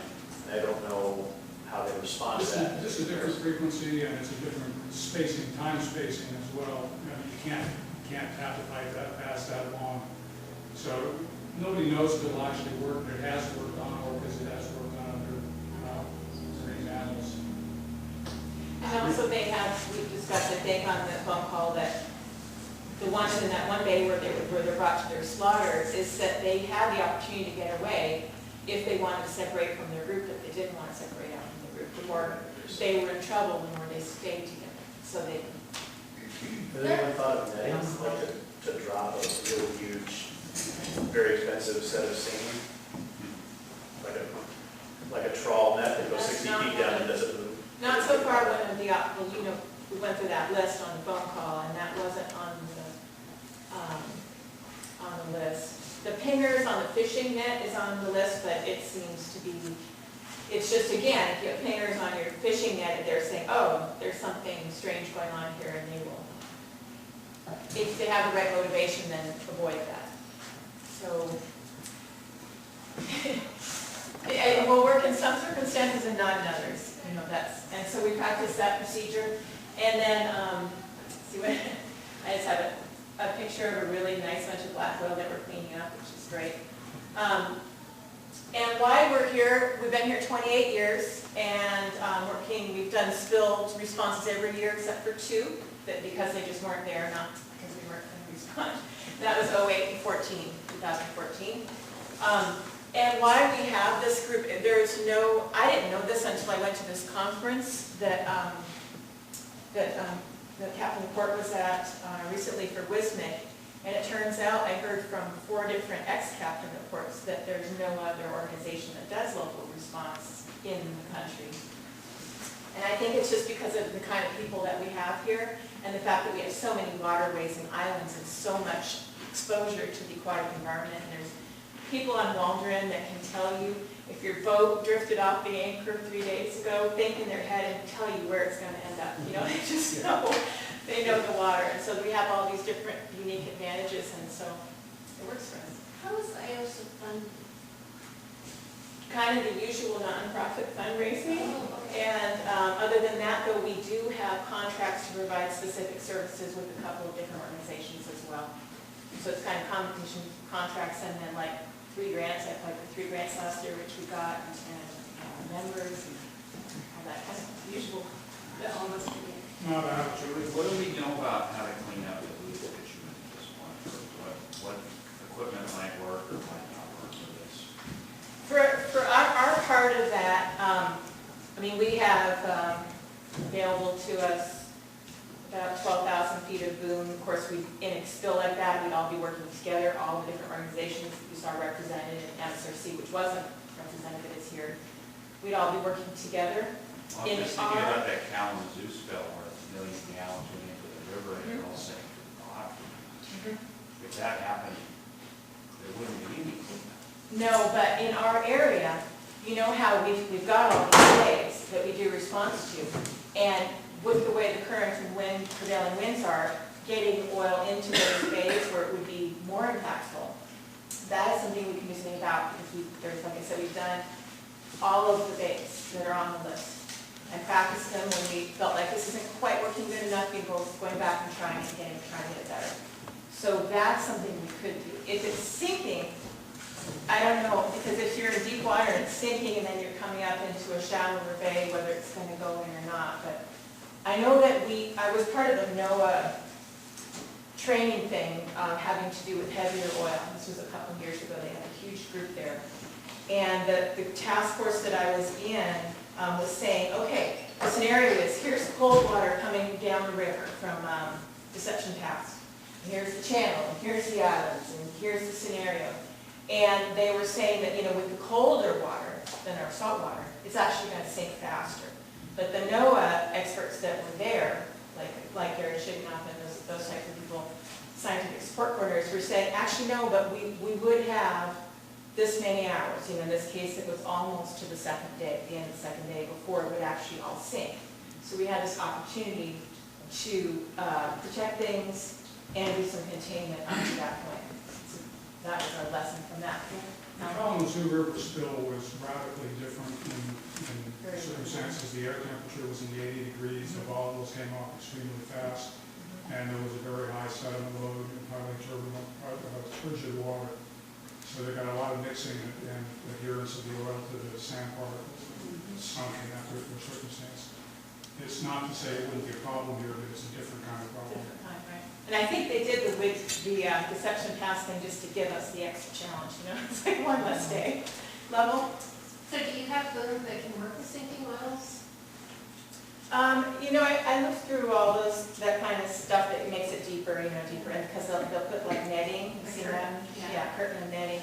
And then we've actually gone through this in IOSA in different meetings, but there's a certain size, if it clumps up enough that it's going to hit that netting, it's not going to go any further, and then if it breaks up into smaller particles, it's going to go through pretty much any netting. So we have looked at those options. We also have some bigger boom, some 30-inch boom, which we're very happy about that, yes. And I think that's the one that the seal was on, but he just wanted to come up and rest. He didn't like our little boom, but he rested on our big boom. So anyway, you all know about Islanders and why we're so capable and stuff. And then I have a slide about just all these. We have a drill here at Shallow Bay, Susha, and the photo is great because we've got the MSRC boat, we have the sheriff's boat, we have IOSA boats, we have IOSA responder boats, we have the state park boats, and we have a vessel assist boat. And they're all lined up, and we're all having a briefing and getting ready to go out and do a drill. And that's, it just gives you such a range of knowledge and capability. So that one. Okay, how many field tests have we done? We've done 91 response plan field tests. And this last year, we finished the last bay that we've never done before. So all of the bays that are listed in your GRP document have been done at least once, and we'll do a lot more. We have 11 equipment locations spread out, so Susha and Stewart and Orcas and Lopez and San Juan all spread out in 3 different spots on San Juan, Lopez, Orcas, so that from any direction we can get it launched quickly. And last year we had a drill at Smallpox Bay, our last one, and the county gave us permission to have a trailer there too, which is great because it's like in the middle of the west side, so a really good access point. And Westcott told us we could launch stuff there too. Okay, so you know about the equipment, locations, and Smallpox Bay, and our boats, and I'm just flying through this. And then, of course, we have the rock bolt program, or rock bolt project, and we have rock bolts that look kind of beautiful in the rocks, and we've got right now 17 different bays and locations where they're installed. And it's just because like last time we were at Stewart, again, like we're going next month, we were at Stewart just last year. And Lisa, a resident of Stewart Island, was saying, you can't tie to these spurs if you want a good attachment because they've got root rot. And there's just, they should not be touched. So we installed bolts in this really nice rock bed solid. We've got one more to do next month, one more rock. And then I had this nice photo, it's with Libby at the top, I think. And it's False Bay, which is really a tricky bay. And, but there's a bolt at the bottom, and then you know that steep cliff on the north face of it, of False Bay, then there's one at the top, and you can run a cable so that as the boom comes up with the tide, it's running up and down that cable, and you're not losing oil on that corner. And that's a high energy place. That's a place where they've got those acorn barnacles, you know, the ones that, or the gooseneck barnacles that are real high energy. So we've done that 6 times, and that one's really great because you start from the north side, and then it angles down, and it comes to Tom Schultz's place, and he's given us permission to put a bunch of bolts there, so it comes there. The water comes up from the south on a flood, hits that, turns, and goes down and then into this little collection area. And he said also we could have trucks that come to his driveway and then come down and do pumping of the oil. So the logistics of it is great, especially on the west side, which is tricky.